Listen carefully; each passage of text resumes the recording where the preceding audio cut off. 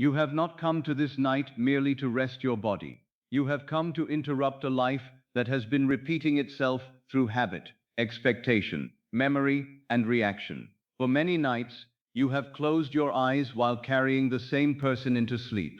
The same fears entered the darkness with you. The same disappointments lay down beside you. The same questions followed you to the pillow.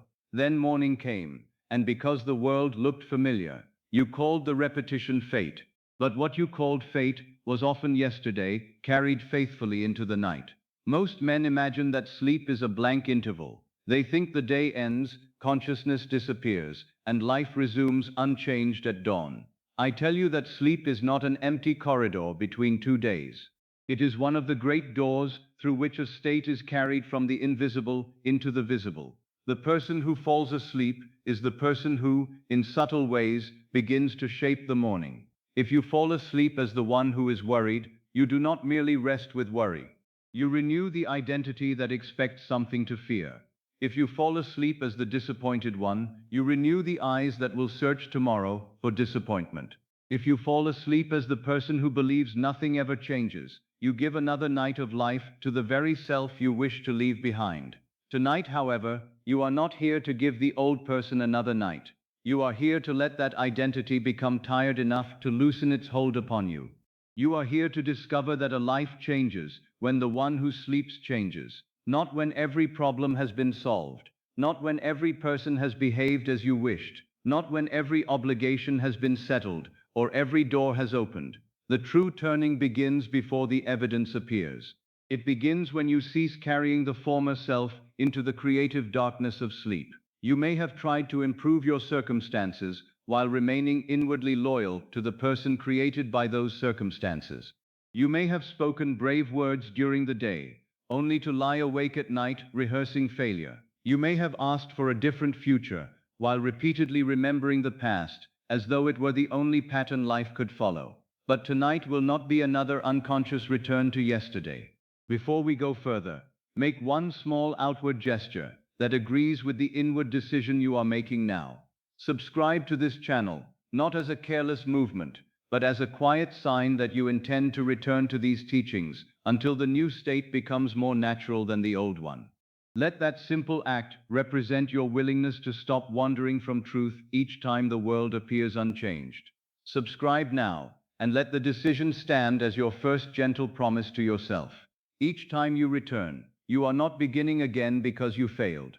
You are returning to the same inner chamber, watering the same seed, and remembering that the power to alter your life begins in the state you consent to occupy before sleep. Now let the outer act be finished. Return inwardly. I know how tired a person may become from trying to change circumstances while remaining inwardly unchanged. You may have worked harder, spoken more, planned more carefully, and still found yourself standing before the same kind of resistance. You may have believed that one more effort, one more conversation, or one more sacrifice would finally compel life to answer differently. Yet no reflection can permanently change, while the face before the mirror remains the same. The old identity has many disguises. Sometimes it calls itself caution. Sometimes it calls itself realism. Sometimes it says, I am only remembering what happened.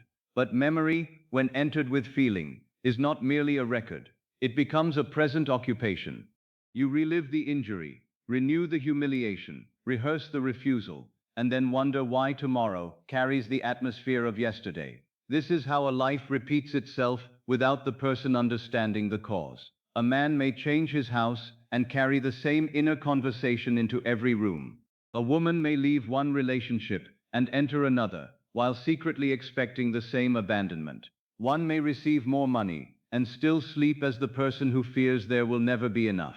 The scenery changes, but the inhabitant remains. No journey is greater than the journey from one state to another. Tonight, you need not travel anywhere in the visible world. You may remain exactly where you are, and yet move farther than one who crosses an ocean. You may lie in the same bed, beneath the same roof, while withdrawing life from an identity you have worn for years. The old self is not destroyed through violence. You do not fight it, accuse it, or hate it. It was formed through repetition, and it fades through disuse. You cease feeding it with the same final thoughts. You cease placing it upon the throne each night. You cease allowing its fears to be the last voice heard before sleep. This is conscious sleep. Ordinary sleep is entered accidentally. A person carries whatever mood happens to possess him. He falls asleep during an argument with life and awakens still defending the same position. Conscious sleep is different. It is the deliberate choosing of the person who will cross the threshold. You do not need to remain awake for hours. You do not need to repeat a sentence until exhaustion overtakes you. The work is not in strain. The work is in selection. Who will sleep tonight? Will it be the one who expects another repetition? Will it be the one who believes the past has authority over the morning? Will it be the one who waits for the world to change before permitting the heart to rest? Or will it be the one who quietly accepts that a new state is available now? The change may begin with only a small inward movement. Perhaps the body releases 1 degree of tension. Perhaps the breath becomes softer. Perhaps you allow yourself to think, I do not have to be yesterday's person tomorrow. Do not despise such a beginning. A key is small, but it may open a great door. A seed is small, but it contains the pattern of a tree. A single assumption, accepted deeply, may become the cause of an entirely different sequence of events. You are not being asked to solve your whole life before sleep. You are being asked to stop renewing the one who believes the whole life must remain the same. There is a difference. The old person says, I must discover how everything will change. The new state says, I need only become inwardly different, and the bridge will reveal itself. The old person says, show me the proof, and then I will believe. The new state says, I will accept another identity, and the proof will follow.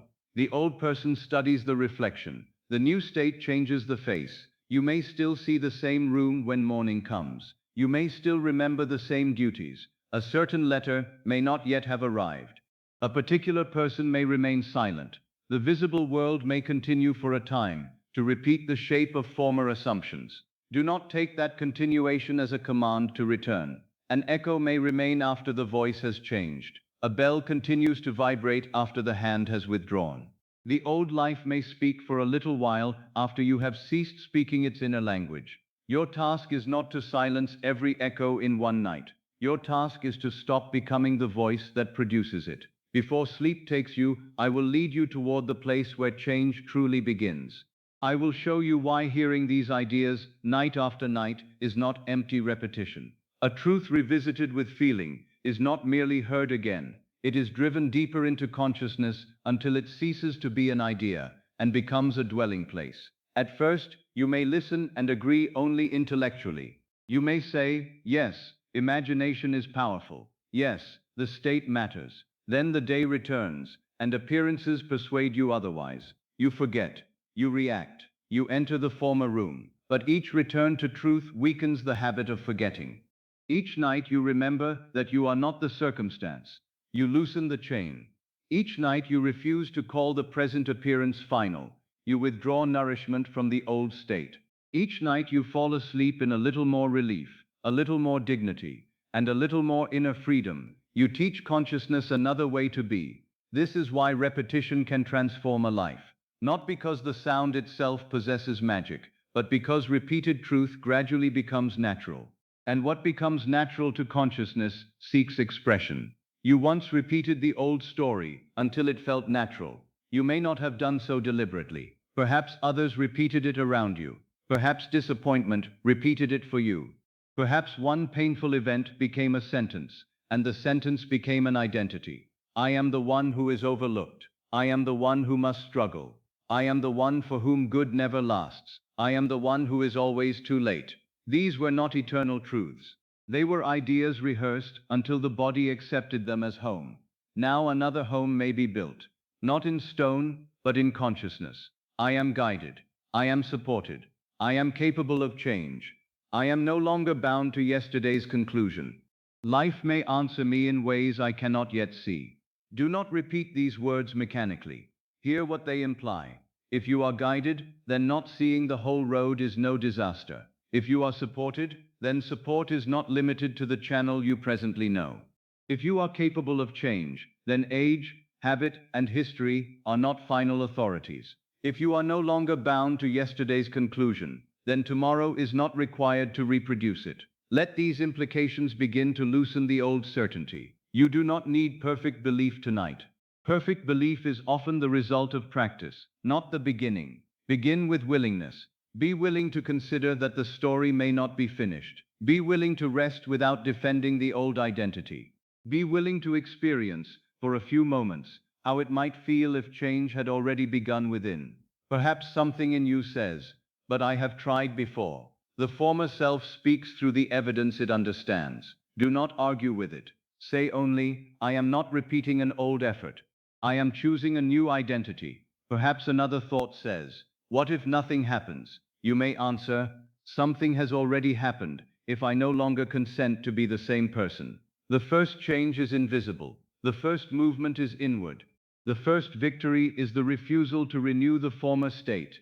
All visible transformation grows from that hidden beginning. Imagine a lamp burning in a room through the night. The darkness does not overcome it by surrounding it. The lamp continues to give the room its character.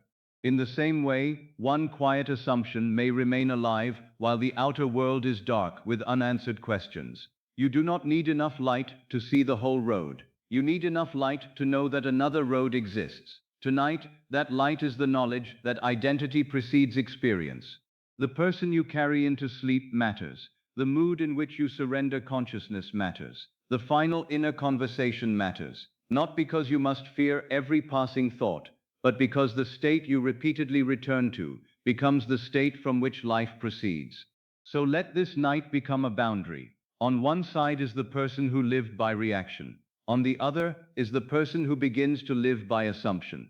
On one side is the self who took every appearance as final evidence. On the other is the self who understands that the visible world may be yesterday's echo. On one side is the one who waited for life to grant permission. On the other is the one who gives inward permission first. You need not cross this boundary dramatically. You may cross it quietly. A soft breath may carry you over. A single imaginal sentence may carry you over. The feeling, "I no longer belong to the old story," may carry you over. Let the crossing begin now. Feel the support beneath your body. You are not required to hold yourself above the bed. Let the surface receive your weight. Let the shoulders drop a little. Let the hands be free from everything they tried to control today. The body is being shown a new message. You are allowed to stop. You are allowed to rest before the world changes. You are allowed to feel another state before the senses approve it. The old person believed rest must be earned by solving every problem. The new state knows that rest may be the beginning of a solution. As the room becomes quieter, let the day move farther away. You do not need to erase it. You need only stop carrying it as identity. The conversation happened, but you are not the conversation. The disappointment occurred, but you are not disappointment. The delay exists, but you are not delay. The uncertainty is present, but you are not uncertainty. You are the awareness capable of choosing what shall now be true of you. This awareness has survived every role you have played. It was present before the difficulty. It remained during the difficulty. It is present now, free enough to enter another state. Tonight, the former life begins to lose its hold because you have discovered where its hold truly was. It was not only in circumstances, it was in identification. The old world remained powerful because you continued to say inwardly, "This is who I am." Now you may say something else. Not loudly, not desperately, with the quiet authority of one choosing a garment.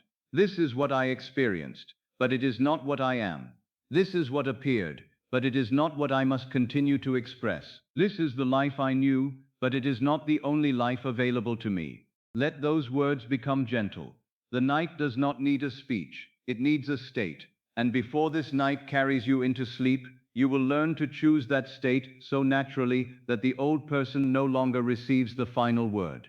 For now, rest in the knowledge that the interruption has already begun. You are listening differently. You are considering yourself differently. You are allowing a possibility that the former identity would have rejected. That possibility is enough to open the first door.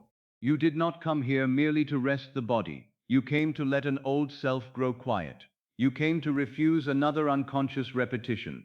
You came to discover that sleep may become a place of deliberate renewal, and tonight you will not give yesterday another night of unquestioned life. Each night is more than the closing of a day. It is a place of decision, though most people pass through it without knowing that a decision is being made. They imagine the evening merely gathers the scattered events of the day and carries them toward rest. But the night does more than collect what has happened. It receives the meaning you have given to what has happened, and that meaning becomes part of the state from which tomorrow is born. A day may end in the outer world, yet continue inwardly for hours. The conversation is over, but you repeat it. The door has closed, but you still stand before it in imagination. The letter has been read, yet its words continue speaking within you. The account has been put away, but the feeling of insufficiency remains in the body. The face of another is no longer before you, yet you continue hearing the tone that disturbed you. Thus the event passes, but the state remains. And if the state remains until sleep, the day is not truly over. It has entered the night disguised as memory.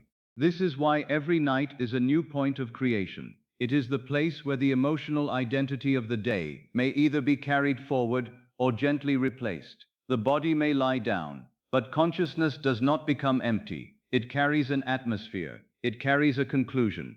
It carries the answer to the unspoken question, who am I after all that happened today? Most people answer that question unconsciously. A man has been refused, and he falls asleep as the rejected one. A woman has been criticized, and she falls asleep as the one who is never understood. Someone has faced an unexpected obligation, and he sleeps as the person for whom life is always difficult. Another has waited for news that did not arrive, and she closes her eyes feeling forgotten. They do not merely remember the day, they become the person the day seemed to prove them to be. Then morning comes, and the same identity rises before the body has fully left the bed. The eyes open, but the old conclusion has opened first. The person looks upon the new day through yesterday's state, and finds familiar evidence waiting. He says, another day has begun. But inwardly nothing has begun. Yesterday has merely changed its clothes. You have been taught to think of tomorrow as the result of what you physically accomplished today. Certainly, action has its place. The letter written today may be answered tomorrow. The seed placed in the soil today may break the surface later. The journey begun today may continue when morning comes. But there is another kind of preparation more fundamental than physical action. Tomorrow is also shaped by the mood in which you release today. It is shaped by the conversations you continue when no one else is present. It is shaped by the identity you silently accept after the lamps are lowered. It is shaped by what you permit to feel final. You may perform many outward acts toward a new life, while inwardly preparing for the old one to continue. You may seek opportunity, while falling asleep convinced that nothing favorable ever comes. You may ask for harmony, while privately rehearsing every injury. You may labor for abundance, while ending each night in fear of not having enough. The outer action moves in one direction, the inner state moves in another, and when the two are divided, the person becomes tired without understanding why. He says, I am doing everything I can. Perhaps he is doing everything outwardly, but each night he returns to the same inward beginning. The last emotional page of the day becomes the opening atmosphere of the next chapter. Imagine that your life is a great book, written not only in events, but in states of consciousness. Each day is a chapter containing conversations, choices, delays, surprises, disappointments, and moments of grace. You cannot always choose every incident that appears upon the page, but before sleep you are given a strange and wonderful freedom. You may decide how the chapter ends within you. The world may have written a difficult scene. You need not let that scene become the final paragraph. The day may have ended in uncertainty. You need not close the book with the sentence, nothing will change. A person may have disappointed you. You need not write beneath the event, I am unwanted. A plan may have failed. You need not make the final line, life is against me. The last page is yours. And the last page matters because it influences the mood in which the next chapter is opened. If a novel ends one chapter with danger unresolved, the reader enters the next chapter expecting danger. If it ends with reconciliation, the next page is approached through relief. If it ends with a new discovery, The future of the story feels different before another event occurs. So it is with consciousness. The state in which you close the inner book becomes the atmosphere in which you open your eyes. You may not remember every thought carried into sleep, but the mood remains. You awaken already leaning toward a world. Before the senses fully report the room, consciousness has taken its familiar position. This is why one reaction becomes a habit. The reaction does not end with the event. It is reviewed, it is justified, it is repeated to oneself, it is spoken to another, it is carried into bed. Then the next day, it is more available than before. A path is made by walking it. At first, the ground may resist the foot, but after many journeys, the grass is worn away, and the road becomes obvious. Eventually, the traveler follows it without deciding. Your emotional reactions form such roads. The first disappointment may have produced a single thought. This has hurt me. The thought was understandable, but repeated often, it became another thought. This always happens. Repeated again, it became an identity. I am the one who is hurt. And from that identity, new events were interpreted. A neutral expression appeared cold. A delay appeared deliberate. Silence appeared hostile. The road became so familiar that consciousness traveled it before the person noticed where it was going. This is how a habit becomes a life. Not through one terrible decision, but through many unexamined returns. One night becomes another.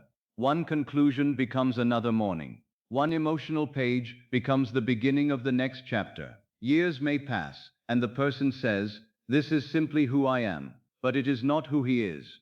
It is the road he has walked most often. Tonight, you need not destroy the road. You need only refrain from traveling it once more. This may seem too simple. The mind imagines that a life formed through years must require years of struggle to change. But a direction changes in the moment another road is taken. The whole journey may unfold over time, but the turning occurs now. A ship may have sailed eastward for many days. The moment the captain turns the wheel, the distant shore does not instantly appear. Yet the voyage has changed. The sea around the vessel may look the same. The sky may offer no immediate proof, but the direction is no longer what it was. Your final state before sleep is such a turning. You do not have to repair an entire lifetime tonight. You do not have to revisit every mistake, forgive every person perfectly, solve every financial matter, understand every grief, or remove every fear from consciousness. That would turn the night into another labor. You need only refuse to end tonight in the same state in which you began it. If you began the evening anxious, you need not become ecstatic. Move from anxiety into a little more trust. If you began in disappointment, you need not force celebration. Move from disappointment into the thought that the story is unfinished. If you began feeling abandoned, you need not imagine a crowd surrounding you. Move into the feeling that the creative power within has not left you. If you began believing that tomorrow must repeat today, allow one new possibility. A small inward change is still a new point of creation. The door does not need to open widely at first. A narrow opening permits light to enter. Perhaps the final sentence of tonight's chapter can be, "I do not yet see the answer, but I refuse to call this unanswered forever." Perhaps it can be, "The day was difficult, but difficulty is not my identity." Perhaps it can be, "I am allowed to rest before everything is resolved." Perhaps it can be, "A new state is available to me now." These sentences are not meant to argue with the day. They are meant to prevent the day from becoming your definition. You do not deny that something occurred. You deny its right to name you. There is a deep difference between saying, "I experienced disappointment," and saying, "I am disappointed by life." The first describes an event. The second selects an identity. There is a difference between saying, "I have an obligation to meet," and saying, "I am always burdened." The first acknowledges a condition. The second creates a home. There is a difference between saying, "This person was silent today," and saying, "I am forgotten." The first observes an appearance. The second joins your sacred awareness of being to a state of abandonment. Each night gives you an opportunity to separate event from identity. You may say, "This was the page, but it is not the author."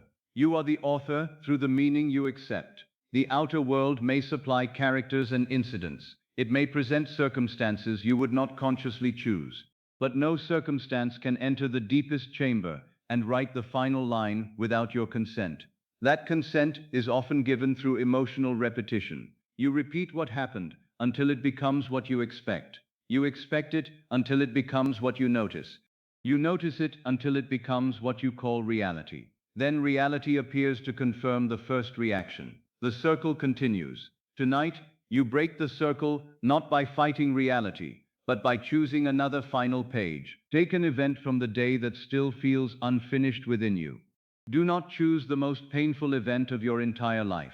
Choose something near enough to touch gently. Perhaps a conversation did not go as you wished. The visible conversation has ended, but inwardly you may still be speaking. Listen for a moment. What are you saying? Are you defending yourself? Are you imagining what you should have said? Are you hearing the other person repeat the same unpleasant words? This is the conversation you are preparing to carry into sleep. You need not carry it. Let another ending enter. Perhaps you hear the person say, I understand. Perhaps you hear yourself answer calmly. Perhaps the entire scene dissolves into the simple feeling that harmony has been restored. Do not labor over detail. You are changing the emotional ending. The old version may have occupied many hours. The new version requires only acceptance. Or perhaps the day contained a financial concern. You saw a figure, received a notice, or remembered an approaching responsibility. Since then, the body has held itself as though danger were already present. The event is one thing. The state you carry is another. Let the final page be changed.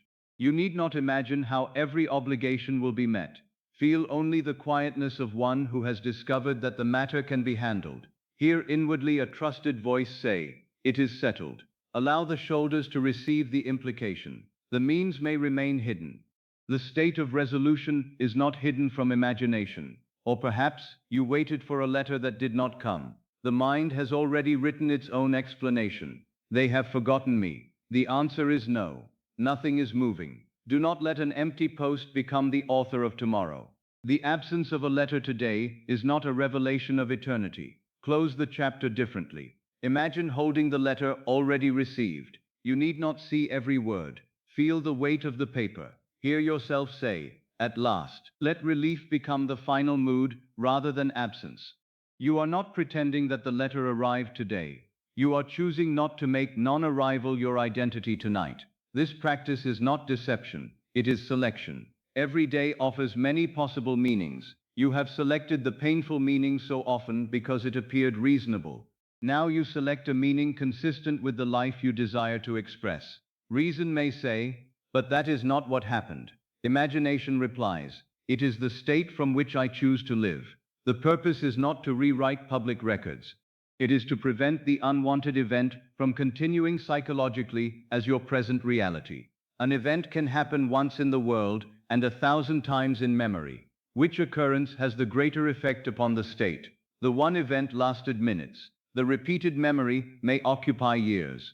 You have suffered many events more through repetition than through the event itself. Each night you repeated them. You gave them fresh life. Each morning you awakened from their atmosphere. You entered the world expecting their likeness.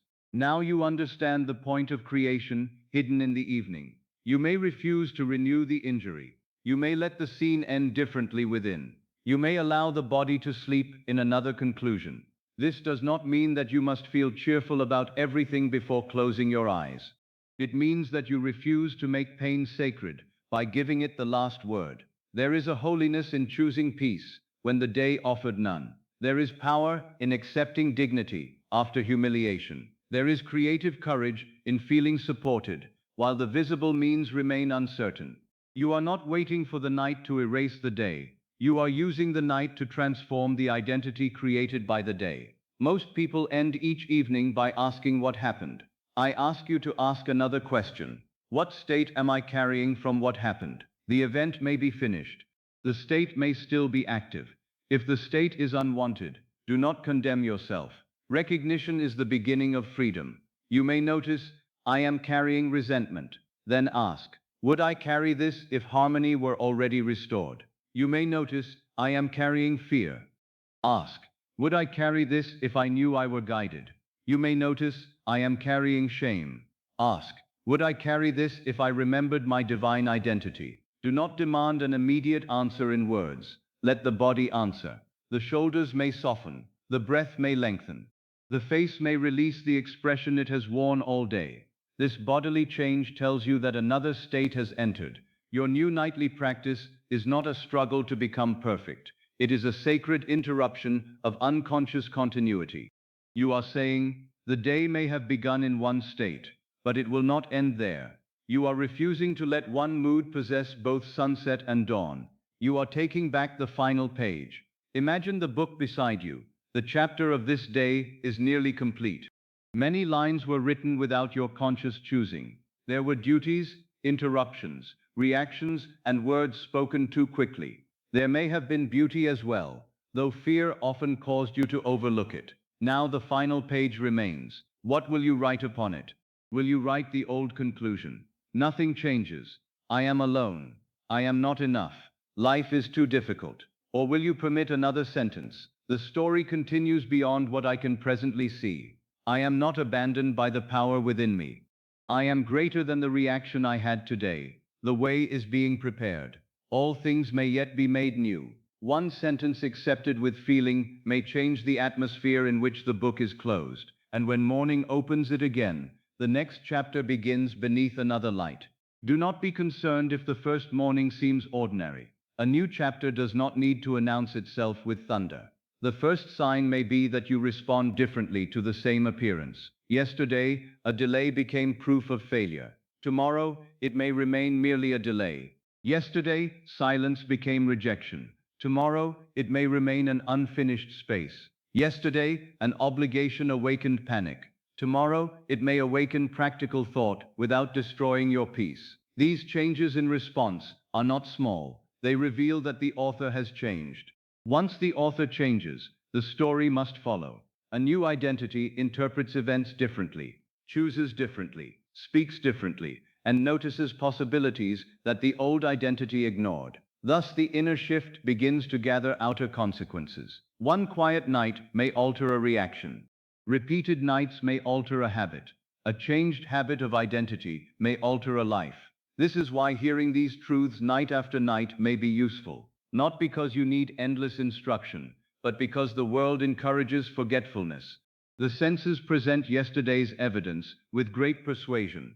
The old emotional road is familiar. Returning each night reminds you that the road is chosen, not ordained. The words become a bell calling you back from unconscious repetition. You hear again that the day does not define you. You hear again that the final state matters. You hear again that sleep is not merely collapse, but entrance. Gradually you cease needing the bell. The truth becomes your natural evening remembrance. You lie down and instinctively ask, who am I willing to be as I enter sleep?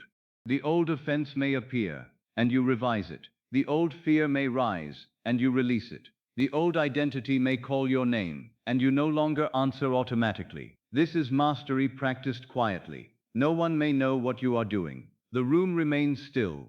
The world sees only a person resting, yet within that stillness, an entire destiny may be changing direction. For destiny is not an external sentence imposed upon you. It is the outgrowth of states repeatedly occupied until they become character.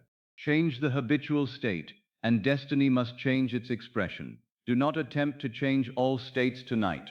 Choose the one that matters now. Perhaps you wish to end the day as one who is guided. Perhaps as one who is loved. Perhaps as one who is forgiven and forgiving. Perhaps as one who is supported.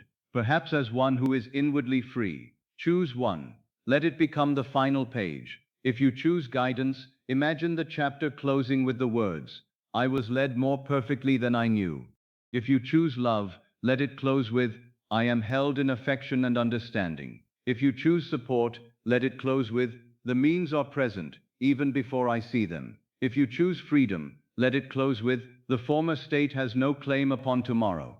Read the final sentence inwardly, then close the book. Do not reopen it to inspect the previous pages. Do not return to the offense to see whether it still hurts. Do not turn back to the account to ask whether it has changed in the last few moments. The chapter is closed. Let it remain closed. The night is not asking you to review the evidence again. It is offering you a new point of departure. Rest in the state chosen. The day may have begun in fear. It need not end there. The day may have begun in waiting. It need not end there. The day may have begun as a repetition of yesterday. It need not become the cause of another repetition tomorrow.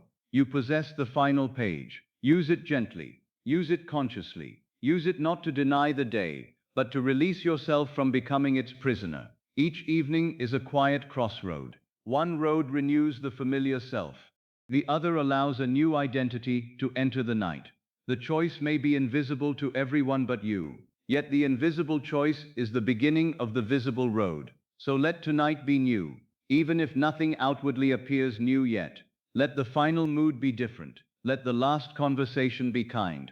Let the final assumption be one of completion, rather than fear. Let the person who closes the inner book be different from the person who opened it this morning. You do not need to repair a lifetime tonight. You need only refuse to reproduce it unconsciously. Close the chapter with peace. Close it with dignity. Close it with the feeling that the story is not governed by what has already been written. And as sleep approaches, know that tomorrow is not simply waiting to happen to you. Its atmosphere is already being formed by the state in which you surrender this day. You have spent much of your life looking outward for the power that would determine what you may become. This is understandable, for the senses continually point away from the self. They show you the employer who signs the paper, the person whose affection you desire, the physician who speaks concerning the body, the official who grants or withholds permission, the figures written in an account, and the door that appears either open or closed. Because these things are visible, you have mistaken them for causes. You have thought, this person holds my future. This institution decides whether I am secure. This letter will determine whether I may hope. This one opportunity must succeed, or everything is lost. This person must change, or I cannot be at peace. And as you gave these appearances the power of cause, you became their servant. You watched them anxiously. You studied every expression, every delay, every word, and every silence. You allowed your mood to rise and fall, according to movements outside yourself. But I tell you now, the power was never truly outside you. The outer person may become an instrument. The institution may become a channel. The letter may carry news. The physician may offer wise assistance. The employer may provide a position. The friend may speak the needed word. But none of these is the source from which your state proceeds. A cup may carry water, but the cup is not the spring. A window may admit the morning light, but the window is not the sun. A messenger may deliver the letter, but the messenger is not the author. You have confused the channel with the source, and from that confusion has come much fear. When a particular channel seemed blocked, you believed the good itself had been denied. When one person refused to play the role you assigned, you concluded that love, support, or opportunity had been removed from your world. When one visible road ended, you believed the destination had disappeared, but the destination was never imprisoned within one road. The state of fulfillment is larger than any means through which it may appear. If one door closes, the state remains. If one person says no, the state remains. If one arrangement fails, the state remains. And if you remain faithful to the fulfilled state, another arrangement can form, another person can be moved, another path can reveal itself. The source is not exhausted because one channel is unavailable. A river does not cease to exist because one narrow passage is blocked. It bends, it gathers, it finds another course. It may disappear beneath the earth for a time and emerge farther on, still moving toward the sea. So it is with the state accepted in consciousness. You do not need to command the river. You need to know the sea. The sea is the fulfilled end. The river is the bridge by which life carries you there. Most people exhaust themselves trying to supervise the river. They insist that it must move through one valley, pass one village, and arrive at one appointed hour. They become so attached to the map drawn by reason that they fail to recognize the movement of fulfillment when it appears by another route. You may say, the answer must come through this person, but perhaps another carries the answer. You may say, the money must come through this position, but perhaps the position is only one of many channels. You may say, the journey can happen only if this arrangement succeeds, but perhaps a more fitting arrangement is already forming beyond what you can presently see. When you attach the fulfilled state to one means, you give the means authority it does not possess. You begin to worship the channel and forget the source. Then fear appears. Fear says, what if this person refuses? What if this door closes? What if the letter never comes? What if the expected sum is delayed? The mind imagines that one outward movement can cancel the entire state. But no outward movement can cancel a state you continue to occupy inwardly. It may redirect the bridge. It may change the cast. It may remove a road you thought necessary. But the end remains alive, while you remain faithful to it. This is why I ask you to release the person, the method, and the circumstance from the burden of being your God. No individual should be made responsible for your consciousness of being loved. No employer should be made responsible for your consciousness of being secure. No account should be made responsible for your consciousness of being supported. No letter should be made responsible for your consciousness of hope. These may reflect your state, but they cannot create the state unless you first surrender that creative privilege to them.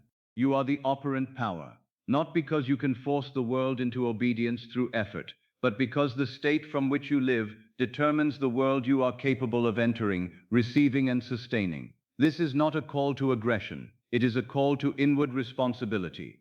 You are not required to move every person like a piece upon a board. You are not required to arrange every conversation, calculate every step, or command every circumstance. Such effort would only reveal that you still believe the outer world is the true cause and must be controlled.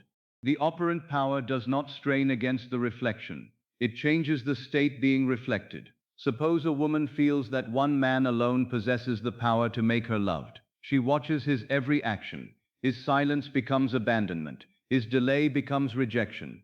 His attention becomes temporary relief. She is not living in love.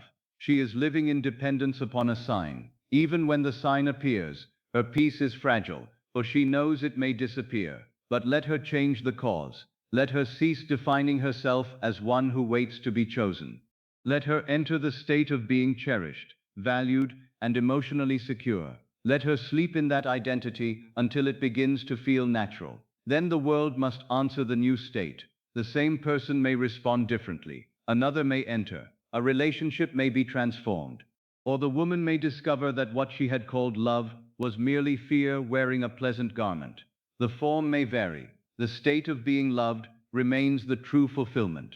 Do not confuse the actor with the role. In the theater, one actor may refuse a part, but the play need not be abandoned. Another may take the role. The scene may be arranged differently. The essential meaning of the play remains. Your desire is the meaning. The people and circumstances are the actors. Allow the law to choose the cast. This is not indifference toward people. It is freedom from making them carry a burden they were never meant to bear. When another person is no longer made the source of your peace, you are able to meet that person without fear. You no longer grasp. You no longer interpret every movement as a verdict upon your worth. You become less demanding because you have ceased asking the reflection to create the face. From this freedom, relationships may become more honest and more harmonious. The same principle applies to supply. A man may believe that one position is the source of his security. The position becomes more than work. It becomes his God. He fears every change in the office. He hears danger in every conversation. He accepts indignity because he believes no other channel exists. Then, if the position is threatened, his whole identity trembles. But the position was never the source. It was a channel through which supply appeared for a time. The source is the state of being supported, useful, capable, and properly placed. If he occupies that state, he may remain in the same position under improved conditions. He may be led to another.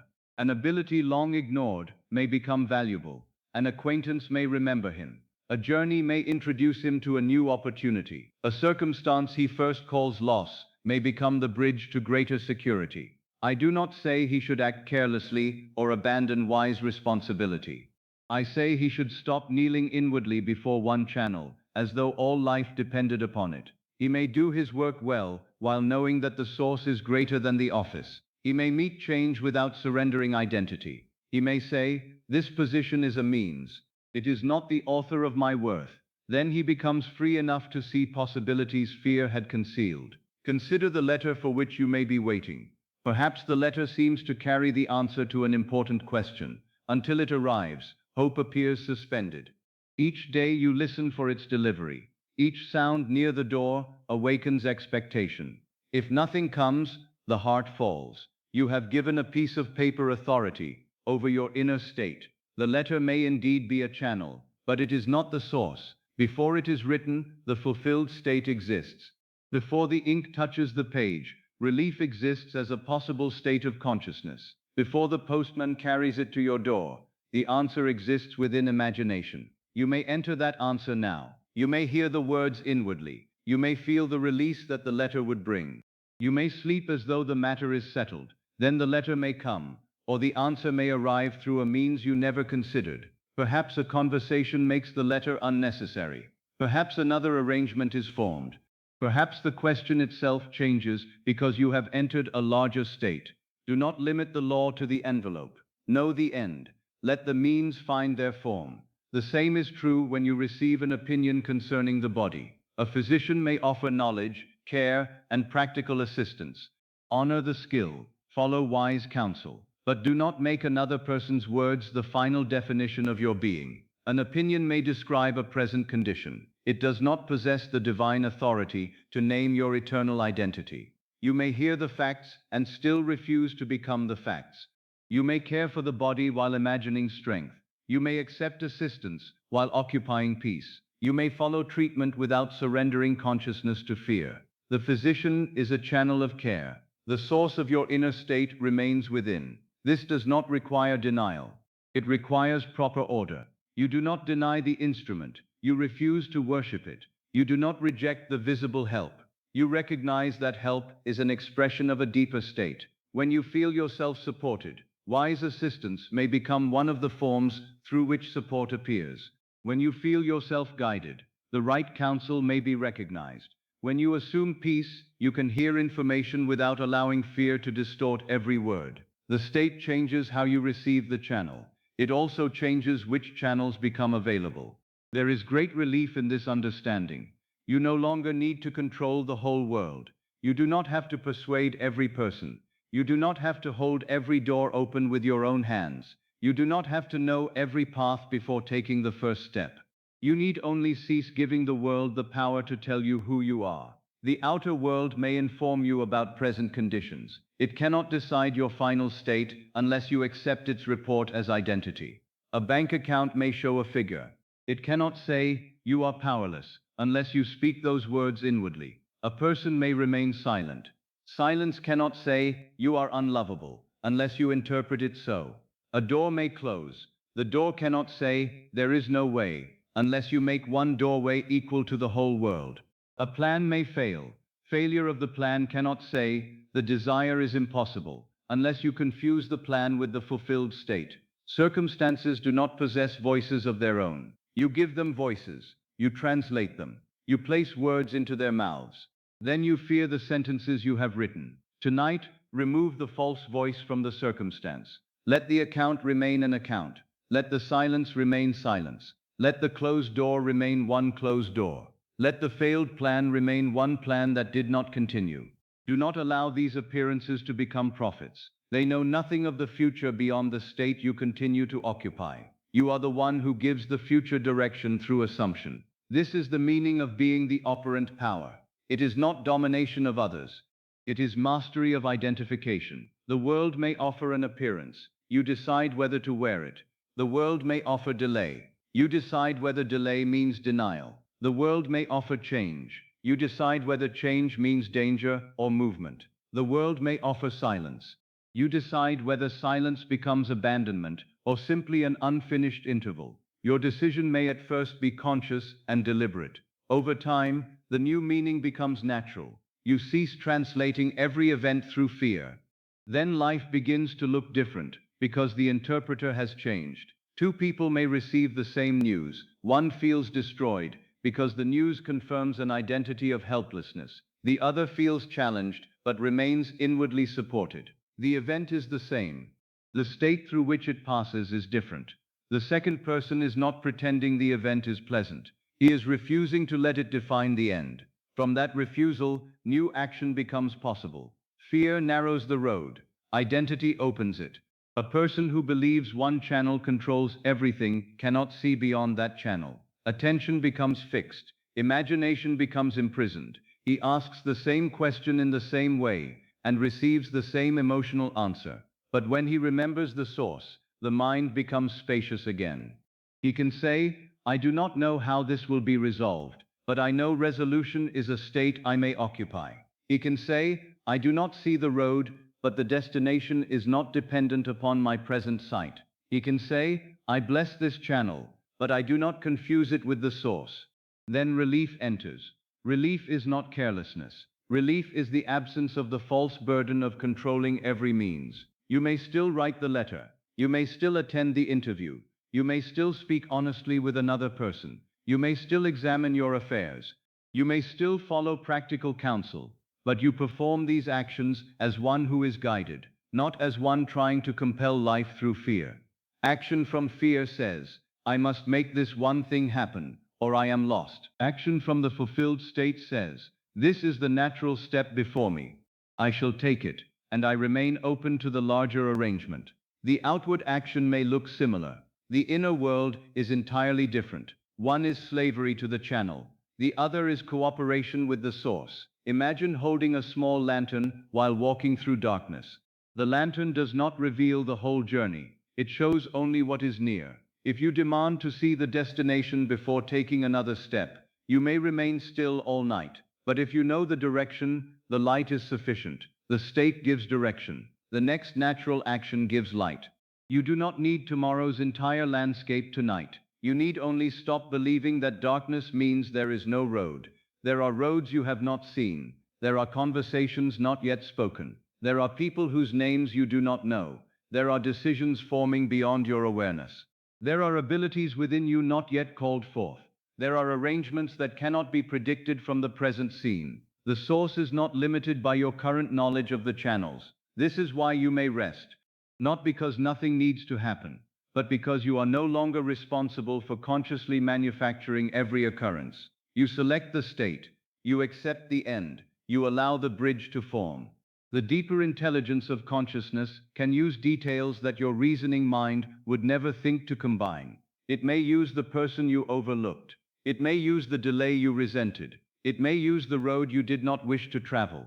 It may even use the closing of one chapter to place you where the next one can begin. Do not tell the law that only one instrument is acceptable. A composer does not ask the whole orchestra to sound through one violin. Each instrument enters at the appointed time. Some are silent at the beginning. Some appear only for a moment. Yet together they express the composition. Your fulfilled state is the music. Life chooses the instruments. One person may speak a word. Another may make a decision. A third may carry information. A circumstance may alter a journey. A delay may create a meeting. An ending may make room. Each is an instrument. None is the composer. The composition begins within. When you understand this, resentment begins to fade. You no longer accuse one person of holding back your entire life. You no longer plead with one door as though no other entrance exists. You no longer despise yourself because one plan failed. You bless the channel and return to the source. If the channel remains, it may become more harmonious. If it passes away, another may appear. The state is the constant. The means are fluid. Feel the relief of this. You do not have to hold the world together tonight. You do not have to keep every person in place. You do not have to force the messenger to carry the letter. You do not have to command the road to appear beneath your feet before you rest. The source is within the state you accept. You may lie quietly and say, I am supported. Not, this person supports me. Not, this institution alone supports me. Simply, I am supported. Let the statement be larger than the channel. You may say, I am loved. Not, I am loved only if this one person behaves as I wish. Simply, I am loved. You may say, I am guided. Not, I am guided only when the entire road is visible. Simply, I am guided. You may say, the way is open. Not, this one door must remain open. Simply, the way is open. These states release the law from the limits of your present plan. They also release you from the fear that one outward movement can destroy everything. One actor may leave, the play continues. One road may close, the destination remains. One cup may break, the spring still flows. One window may be covered, the sun is not extinguished. Keep your attention upon the source. Let the channels arrange themselves. You have assigned power outwardly for so long that withdrawing it may feel unfamiliar. The mind may still rush toward the person, the letter, the office, the account, or the door. It may say, but this is what decides. When that happens, do not condemn yourself. Gently remember, this is a channel. The source is greater. This appearance may serve, but it does not create my identity. I return to the fulfilled state. Each remembrance restores the proper order. You are not withdrawing from life. You are entering life from its creative center. The person who believes the world is the cause becomes reactive. Every change outside creates a change within. The person who knows consciousness is cause becomes steadier. He may respond to events, but he is not continually recreated by them. This steadiness is not hardness, it is peace. It is the peace of one who knows the source cannot be removed by a single circumstance. You may lose sight of the road without losing the destination. You may lose one form without losing the state. You may encounter uncertainty without becoming uncertainty. You may receive unwelcome news without making it the final chapter. Nothing outside you has the authority to decide what state you must occupy tonight. The world may report. You select the meaning. The world may present. You choose the identity. The world may close one scene. You remain the one who carries the fulfilled end into the next. So let the visible causes become lighter now. The employer may rest outside the chamber. The person whose affection you desired may rest outside the chamber. The letter may rest outside the chamber. The account may rest outside the chamber. The opinion, the door, the journey, and the plan may all remain for tomorrow. You do not need to destroy them. You simply release them from the role of source. Let them become instruments again. Let consciousness become cause again. Let the fulfilled state become your inner authority. The bed supports your body. You do not ask the bed how every bone will be held. You allow yourself to be supported. In the same way, allow the state to support the desire. Rest in the end without demanding the means. Rest in love without demanding one proof. Rest in supply without imprisoning it within one channel. Rest in guidance without requiring the whole map. Rest in peace without waiting for every circumstance to agree. You are not controlling the world. You are ceasing to let the world control the meaning of your being. This is freedom. The power was never in the door. It was never in the letter. It was never in the opinion. It was never in the account. It was never in another person's hand. These were shadows cast upon the screen of life. The creative light was always within consciousness. Turn toward that light now. Let the channels be blessed. Let the source be remembered. Let the burden of controlling every outward detail fall away. You have only one true responsibility tonight. Choose the state from which you wish to awaken. The law will find the instruments. The bridge will find its incidents. The river will find its course. And what you have accepted within will discover, through means seen and unseen, the form through which it may become known. Now that you have begun to withdraw the power you once gave to the outer world, you may look more deeply at the manner in which experience reaches you. Life does not come to you as a finished meaning. An event appears, a word is spoken, a door opens or closes, a person approaches or withdraws, and then consciousness receives what has occurred and gives it significance. The event and the meaning are not always the same. A silence may be interpreted as rejection. The same silence may be received as thoughtfulness. A delay may be called failure. The same delay may later be recognized as protection. A change of plan may seem like disorder. The same change may place you upon the very road that leads to fulfillment. Experience passes through the state you occupy before it becomes the world you know. I do not tell you that every painful event was consciously selected by you, nor do I ask you to accuse yourself for every difficulty you have encountered. Such condemnation would only place you in another state of bondage. I ask you to see something more useful and more liberating. Whatever appears before you is met by an identity, and that identity influences what you notice, what you expect, what meaning you assign, how you respond, and what possibilities become natural to you afterward. Life does not merely happen before you. It happens through the consciousness by which you meet it. Imagine two people entering the same room. The room is arranged in the same manner for both. The same chairs stand along the wall. The same faces turn toward the door. The same greeting is spoken. The same pause follows. The first person enters, carrying the assumption that she is unwanted. She has lived in that state so long that it does not announce itself as an assumption. It feels like simple truth. She notices that one person does not smile immediately. She sees two others speaking quietly and imagines they are discussing her. When someone asks a brief question, she hears criticism in the tone. When the conversation pauses, she feels responsible for the discomfort. The room becomes a world of rejection. Yet another person enters the same room carrying an inner sense of belonging. He does not require every face to prove his worth. When one person fails to smile, he assumes that person is occupied with private thought. When two speak quietly, he gives their conversation no painful meaning. When a question is asked, he answers it simply. A pause is merely a pause. The room becomes a world of ordinary human movement. The chairs were the same, the faces were the same, the words were the same, but the state through which the experience passed was different. One person did not merely observe rejection. She participated in a pattern shaped by the expectation of rejection. Her body tightened, her voice changed. She withdrew before anyone could draw near.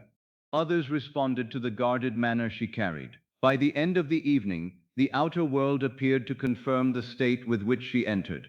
The other person moved freely because he did not need the room to create his security. His ease invited ease. His openness permitted conversation. He noticed welcome where the first person noticed threat. The event did not contain one fixed world. Consciousness gave it form. Think of sunlight passing through colored glass. The light itself is clear, yet when it passes through a window of deep blue, a blue pattern appears upon the floor. Through red glass, the same light becomes red.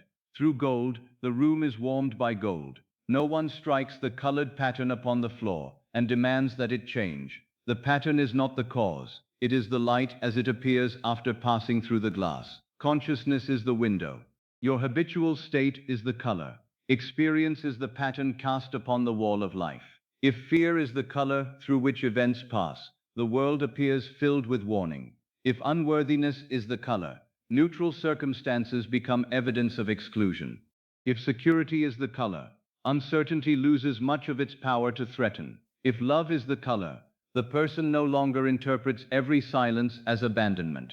The light of life continues to enter. The state determines the hue in which it is known. Most men spend their days fighting the pattern upon the wall. They argue with the shape, resent the color, and attempt to rearrange the reflected light with their hands. They say, the world must change before I can feel differently. But the pattern cannot lead. Change the glass, and the same light creates another room.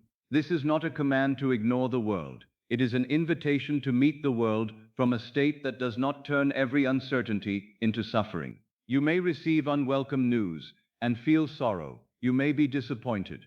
You may need time, care, counsel, and practical action. Conscious use of imagination does not make you less human. It frees you from the belief that one event has the right to define your identity and dictate every page that follows. A storm may arise.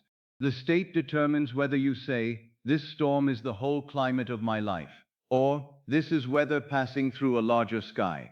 The pain may be real in the moment. It does not need to become your name. The problem may require attention. It does not need to occupy every chamber of consciousness. The conversation may have been unpleasant. It does not need to continue inwardly for 10 years. What happens becomes powerful when consciousness turns the event into a permanent conclusion. A child is criticized once and may conclude, I am inadequate. Another is overlooked and concludes, I am invisible. A person is betrayed and concludes, love is unsafe. A plan fails and the mind says, nothing works for me. The event ends. The conclusion continues. Then new life passes through the conclusion, as light passes through stained glass. The person expects inadequacy, invisibility, danger, or failure. He behaves according to that expectation. He notices evidence consistent with it. He dismisses evidence that contradicts it. He calls the resulting pattern fate. Yet the original event did not contain an eternal identity. The identity was formed afterward, and what was formed may be transformed. You do not transform it by arguing endlessly with the past. You transform it by refusing to use the past as the glass through which every new day must pass. You may say, "That occurred, but it is not the color through which I shall continue to see." You may say, "That was a chapter, not the nature of the whole book." You may say, "That person spoke from a state, and I received the words from another state. Neither state is my eternal being." Then choose another color. Choose the state of dignity. Choose the state of being supported. Choose the state of one who is capable of meeting life without surrendering to every appearance. Choose the state of one who belongs. At first, the new color may feel faint. The old glass has been in the window for many years. You know the room it creates. Even its shadows are familiar. The new state may seem almost too gentle to trust. A person accustomed to suspicion may call peace foolish. A person accustomed to struggle may call ease unrealistic. A person accustomed to rejection may distrust welcome. The old state interprets even the new possibility through its own color. Do not be discouraged. Naturalness comes through dwelling. Each time you choose not to interpret a pause as rejection, you weaken the old glass. Each time you meet delay without declaring defeat, you change the hue. Each time you refuse to make one person's conduct the measure of your worth, another portion of the window becomes clear. You are not required to change everything in one dramatic moment. A window may be restored pane by pane. Consciousness may be renewed assumption by assumption. Begin by noticing the meanings you give to ordinary events. A letter has not arrived. What have you decided that this means? A person speaks briefly. What story has consciousness added? An appointment is changed. What future have you immediately imagined? A sum is smaller than expected. What identity has risen to claim the moment? Do not condemn the answer, observe it. The meaning you supply reveals the state from which you are looking. This observation is freedom, because the hidden state has become visible to you. You may now choose. Perhaps the old interpretation says, "The letter has not come because I have been forgotten." Another state may say, "The matter is still unfolding." The old interpretation says, "The brief reply proves I am unwanted."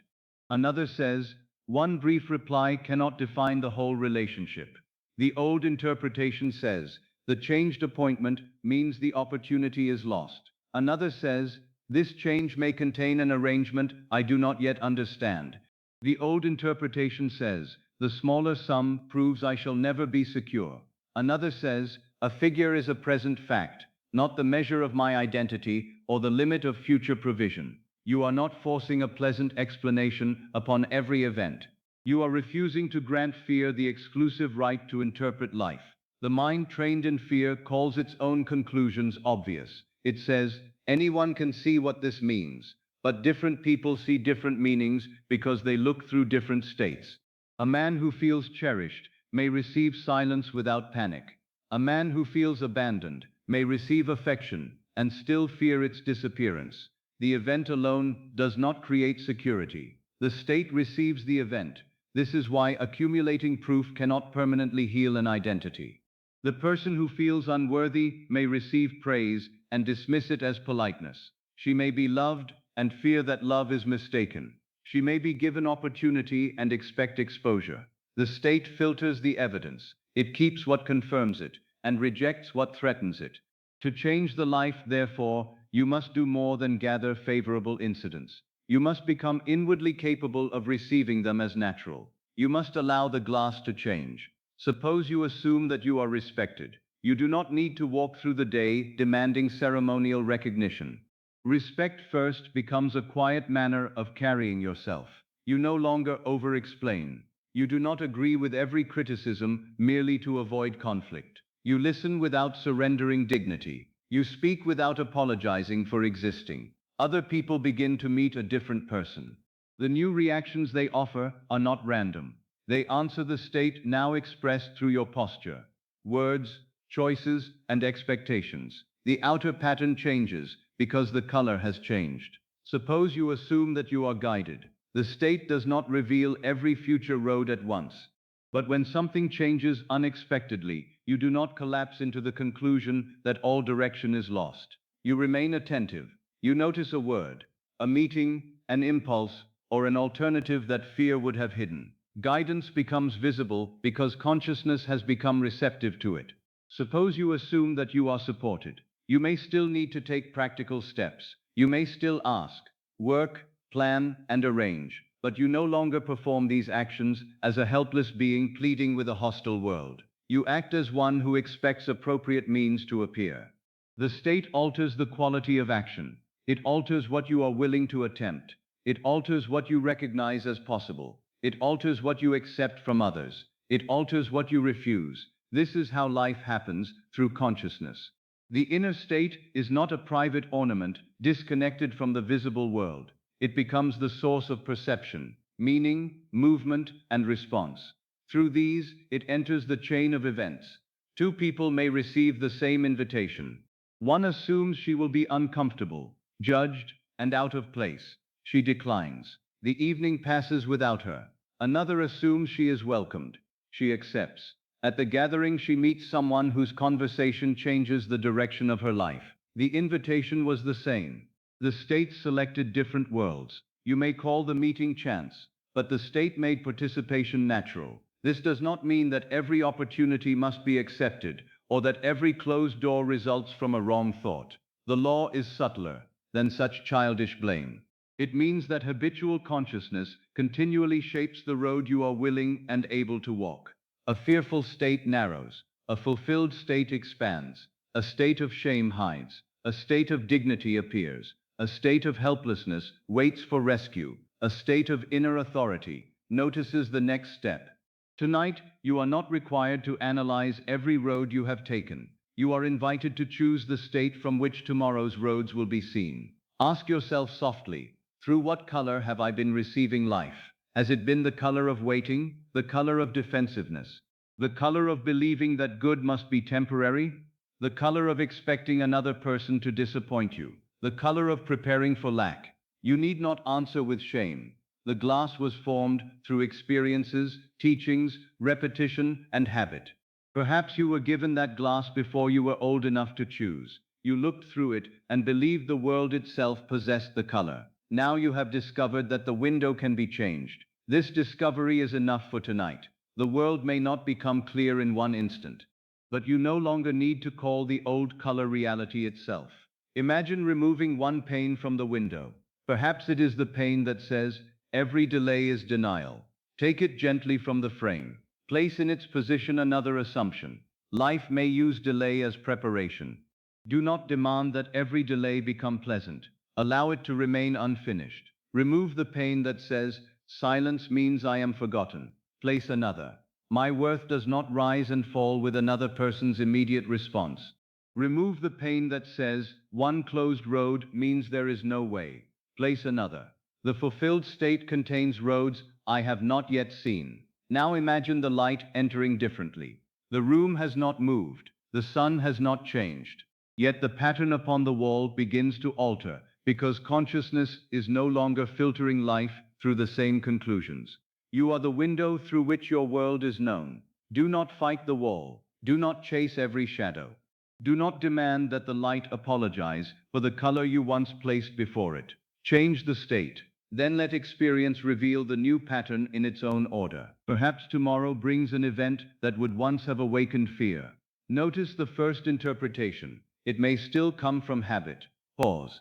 You do not need to accept the first meaning. A bell may ring, but you decide whether to answer. Let the old interpretation sound without opening the door. Then ask, what would this event mean to the person I have chosen to be? To the secure person, the delay may not be personal. To the guided person, the change may not be final. To the loved person, the silence may not threaten identity. To the supported person, the present figure may not define the future. This question moves you from reaction into creation. You are no longer merely asking, what happened? You are asking, who is meeting what happened? The answer determines the world you enter next. You may have believed that changing consciousness meant decorating reality with pleasant thoughts. It is far more profound.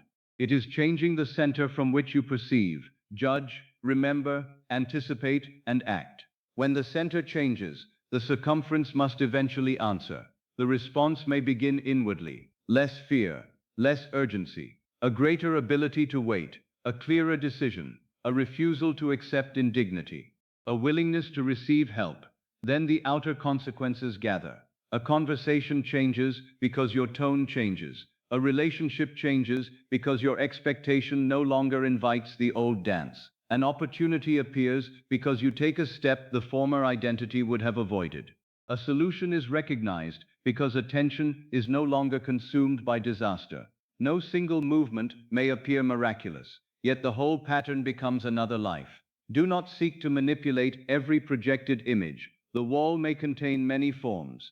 Some belong to other people's choices, collective conditions, and events beyond your conscious design. But you always possess the sacred power to choose the state from which you meet what appears, and that state affects what follows. This is not the burden of controlling all existence.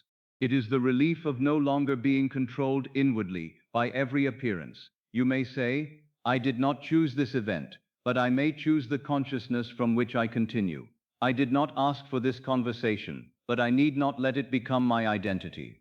I did not expect this change, but I refuse to call the unfinished movement my final destiny. This is spiritual authority without cruelty toward yourself. It grants responsibility where responsibility is useful and removes blame where blame only wounds. You are not asked to account for every mystery of life. You are asked to remember the creative place where you stand now. The next state is available. The next meaning is available. The next response is available. And through these, another road becomes available. Let this understanding soften you rather than make you vigilant. You need not inspect every thought with fear. You need not wonder whether one passing mood has damaged your future. Return to the chosen color. That is enough. A cloud may darken the room briefly, but it does not replace the glass. A moment of sadness does not make sadness your permanent state. A fearful reaction does not undo every inward movement.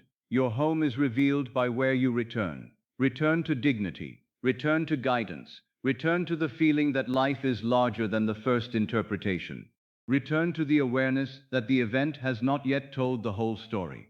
Perhaps you can feel the body respond even now. The mind no longer needs to decide that every uncertainty is danger. The jaw may soften, the shoulders may rest, the breath may become quieter, because the world has lost some of its power to pronounce judgment upon you. You may allow an event to be unfinished. You may allow another person to have a mood without making that mood your identity. You may allow the road to bend without believing it has ended. You may allow the light to pass through another color. The day may have presented many patterns upon the wall. Some were beautiful, some were difficult. Some appeared so familiar that you believed they were permanent. Now the room grows quiet. The wall fades into darkness. The visible pattern becomes less important. This is your opportunity to change the window before morning light returns. Choose the color of peace, not a peace dependent upon every circumstance being resolved, but a peace that knows no single appearance is the whole. Choose the color of belonging, not belonging granted by one room, one family, or one person, but the inward knowledge that you have a place in life. Choose the color of support, not support limited to one visible channel, but the state that permits appropriate help to find form. Choose the color of expectation, not anxious expectations searching for signs, but the quiet openness to good. Let these states enter the glass of consciousness. Tomorrow's light will pass through them. You need not paint the wall by hand. You need not arrange each projected shape. Change the color and allow the pattern to follow. Life happens through consciousness. It passes through the identity you carry. It receives meaning from the state in which you stand. And tonight, as the visible room grows less important, you are free to become another window through which the same infinite light may reveal an entirely different world. Consider now the mirror, for it is one of the most faithful images by which you may understand the relationship between consciousness and the world you experience. Stand before a mirror and observe its obedience. It does not invent a face for you. It does not smile before you smile. It does not become peaceful while you remain disturbed. It waits upon the expression you bring before it, and then, without argument or delay of intention, it returns that expression to you. No intelligent person stands before a mirror with a troubled face and says, "When you smile, I shall become happy." No one pleads with the glass, "Change first, and then I will change." The person changes the face, and the reflection follows. Yet this is precisely the bargain most people make with life. They say, "When the answer comes, I will rest. When the person changes, I will feel loved. When the money appears, I will feel supported. When the road opens, I will believe I am guided. When others recognize my worth, I will accept that I am worthy. When circumstances become kind, I will stop expecting cruelty." And so they wait before the mirror, demanding that the reflection begin what only the face can begin. The world cannot lead you into a state you refuse to occupy. It can only reflect the states that have become natural within you. A favorable event may offer temporary relief, but if your identity remains rooted in insecurity, the relief will soon give way to another fear. A person may reassure you today, yet if you remain conscious of being unwanted, tomorrow you will search for a new sign of rejection. Money may arrive, but if you still feel fundamentally unsupported, you will fear its departure before you have enjoyed its presence. The reflection may change briefly because an outer event has changed, but unless the face of consciousness changes, the old expression returns. This is why the person who depends entirely upon circumstances for peace can never possess lasting peace. Circumstances are moving reflections. One moment they smile, another moment they appear uncertain. If your inner state rises and falls with every movement of the glass, you become a servant to images that possess no creative authority of their own. I do not tell you to despise the reflection. The mirror is useful. It reveals the expression you have been carrying. Your circumstances may show you the state that has become habitual. They may reveal assumptions you did not know you were making. But the mirror is a servant, not a master. It reports. It does not command. Suppose you look into the world and see delay. The reflection says that somewhere within consciousness, waiting has become familiar. You need not condemn yourself. You simply recognize the state and choose another. Suppose you see repeated rejection. The reflection may reveal that you have been entering rooms already conscious of being excluded. Again, no condemnation is needed. The mirror has shown you the expression. Now you may change it. Suppose the world appears financially narrow. The reflection may reveal that fear, scarcity, or unsupportedness has become part of the face you habitually present to life. You do not attack the figures. You do not plead with the account. You return to the inner state and begin to wear the expression of one who is supported, capable, and secure. The glass cannot resist a changed face. The difficulty is that people change their expression inwardly for a moment, then immediately look toward the mirror to see whether it has obeyed. If the old reflection remains, they resume the old face. They say, "I knew it was not true." But what have they truly discovered? Only that the mirror is still reflecting the expression worn yesterday. A reflection may be delayed in the world of events because events involve sequences, people, places, decisions, and physical arrangements. The inner change may occur in a moment, while the outer pattern requires a bridge through which it can become visible. Do not confuse delay of reflection with failure of cause. An echo may continue after the voice has changed. A wheel may turn for a time after the hand has ceased pushing it. A ship may still be surrounded by the waters of its former course after the direction has been altered. The present world may continue briefly to display the consequences of former assumptions. But if the state has truly changed, the direction has changed. You are not required to pretend the old reflection has vanished before it has. You are required only to stop treating it as the cause of who you are.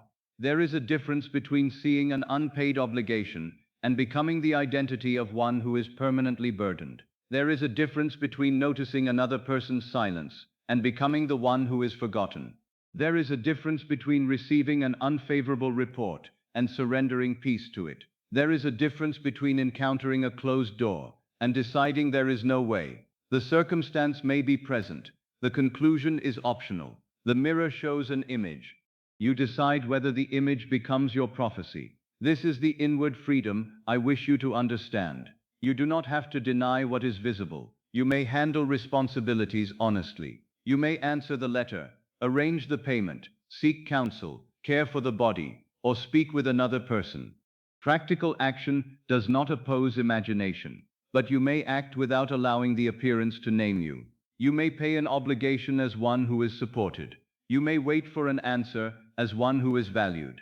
You may care for the body as one who assumes restoration and peace. You may walk through uncertainty as one who is guided.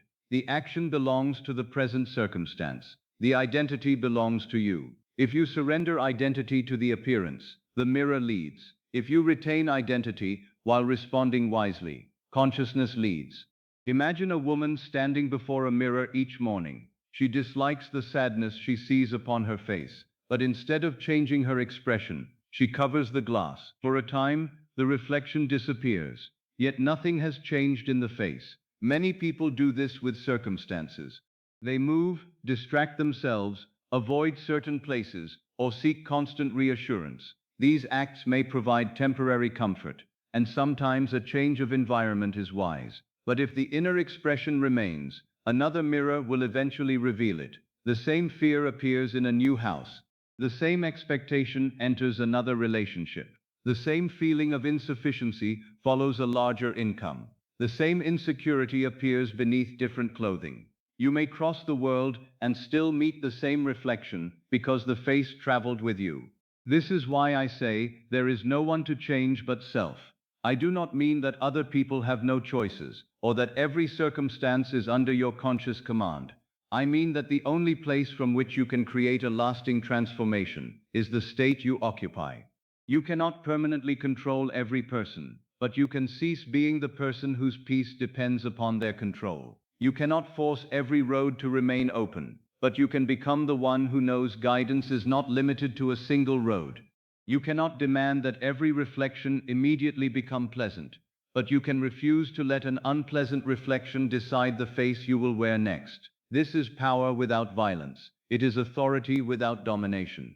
It is the quiet recognition that the world does not create your deepest identity unless you allow it to do so. Let us take the bargain concerning rest. When the answer comes, I will rest. The person who says this imagines rest is the reward offered by an answer. Until then, tension appears necessary.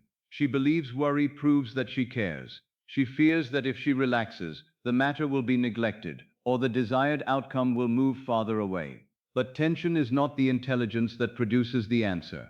Worry is not a messenger sent to arrange the bridge. If the answer had come, the body would soften. The mind would cease circling the question. There would be a sense of completion. Why must that state wait? Enter it now. Not because you deny the question, but because you understand that the feeling of completion is the cause you wish to establish. Rest first. Let the answer become the reflection of rest. The second bargain says, when the person changes, I will feel loved. This gives another person the power to define your heart. Their mood becomes your weather. Their silence becomes your identity. Their affection permits you to feel worthy for a moment, and their withdrawal takes the worth away. But love accepted only after proof remains dependent upon proof. Feel loved first, not by pretending that another has behaved differently than they have, but by occupying the state of one who is worthy of tenderness, respect, companionship, and emotional security. Let your inner conversations agree with love. Hear words of affection. Feel the calmness of belonging. Allow the body to release the habit of preparing for abandonment. Then let the relationship become the mirror. It may be transformed through the person you know, or the state may lead you toward a form of love more harmonious than the one you had demanded. The state is the source. The person is a possible reflection. The third bargain says, when the money appears, I will feel supported. This sentence makes support a number, and security a figure. Yet numbers change. If your feeling of support depends entirely upon them, peace is always temporary. The person who feels unsupported may receive more and still fear that it is not enough. The person who assumes support begins to meet money, work, assistance, ideas, and opportunity differently. She notices channels that fear once concealed. She acts from greater steadiness. She receives without shame and gives without panic. Feel supported first. Do not spend foolishly to prove abundance. Do not deny an obligation. Such gestures are not faith. They are performances designed to convince the mirror. The inner movement is quieter. You handle the present wisely, while refusing to call lack your identity. You say, this figure is present, but support is my state. You say, the means may change, but the source is not exhausted. You say, I am open to channels I cannot yet see. Then the reflection begins to follow the face of support. The fourth bargain says, when the road opens, I will believe I am guided. But guidance is most needed before the road is visible. If the entire path were already marked, guidance would be unnecessary. The state of being guided means you trust that the next step may appear without seeing the whole journey. A lamp carried through darkness does not reveal the distant destination. It reveals enough ground for movement. Believe in guidance first. Let the road become the reflection. Perhaps the path will open as expected. Perhaps a different road will appear.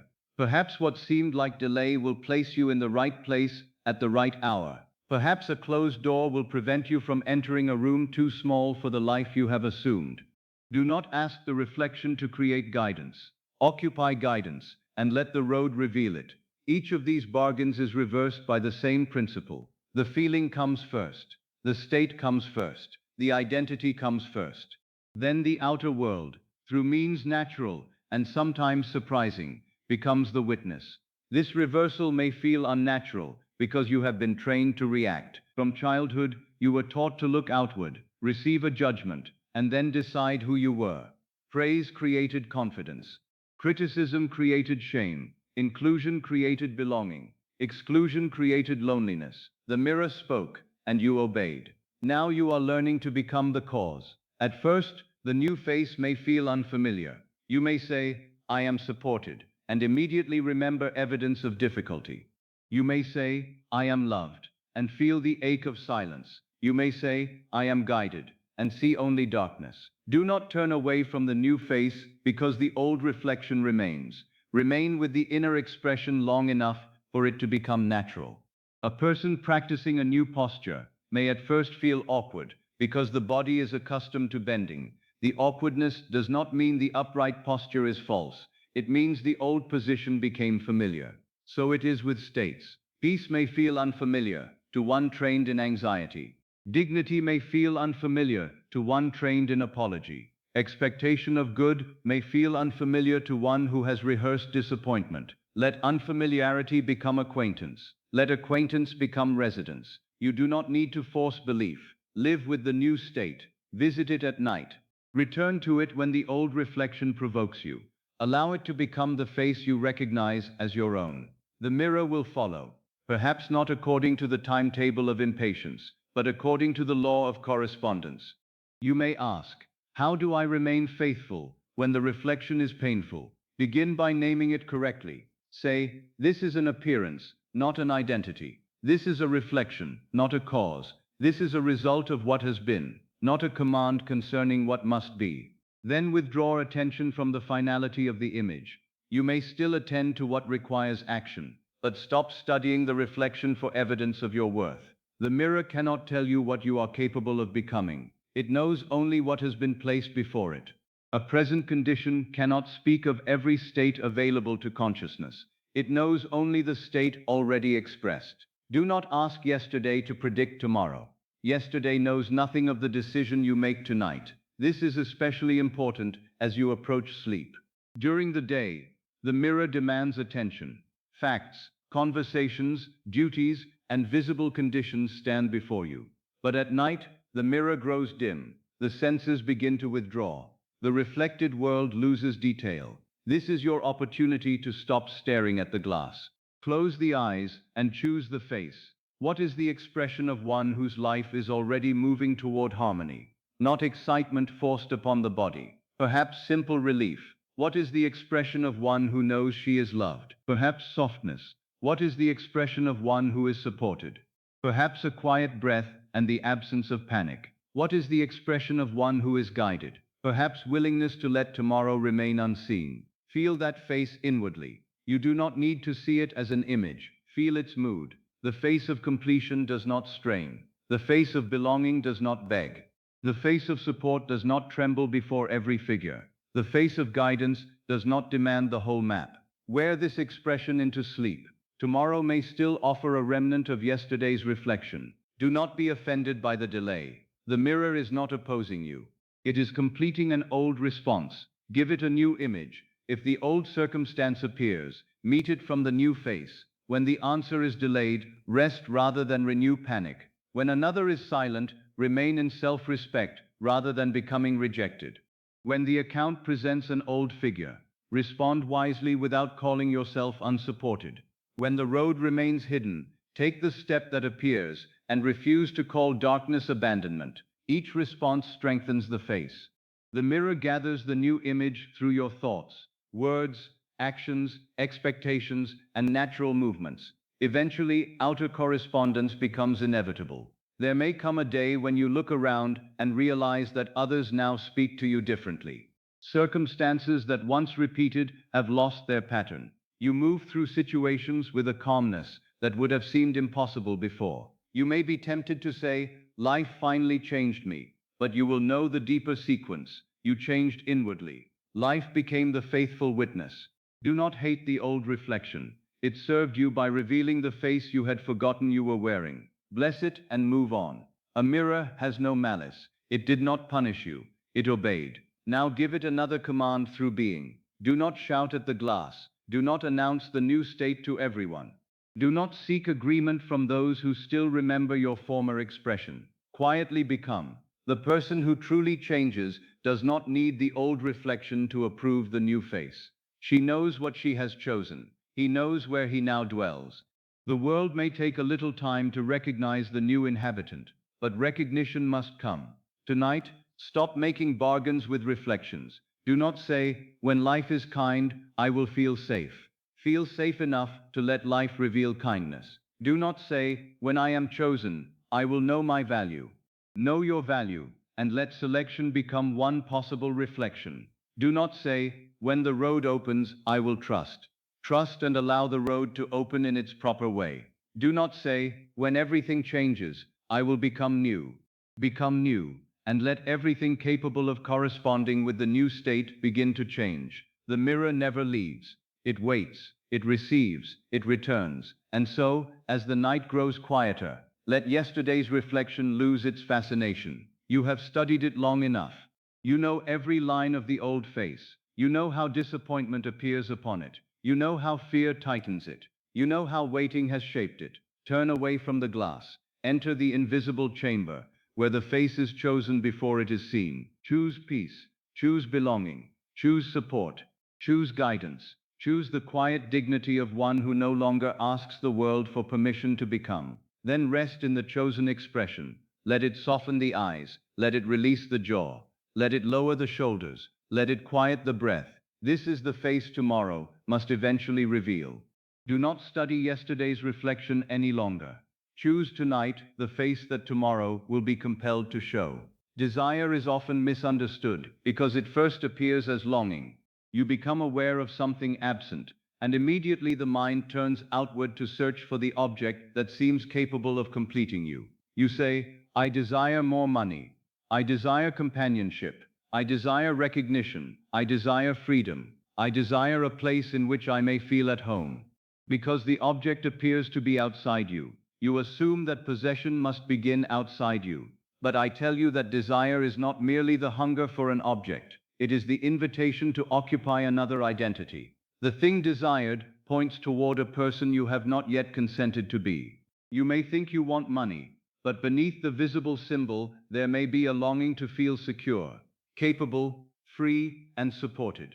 You may think you want one particular position, but beneath the title, there may be a desire to feel valued, useful, respected, and properly placed. You may think you want another person, but beneath the form there may be a longing to feel chosen, understood, cherished, and emotionally at home. The object is often the doorway through which you first glimpse the state, yet many stand at the doorway and never enter. They continue to look at the desire as something distant. They admire it, speak of it, pray for it, and imagine what it might be like if one day it came near. But as long as they remain conscious of wanting, they continue to express the identity of the one who does not possess. Wanting is not possession. Thinking of fulfillment is not thinking from fulfillment.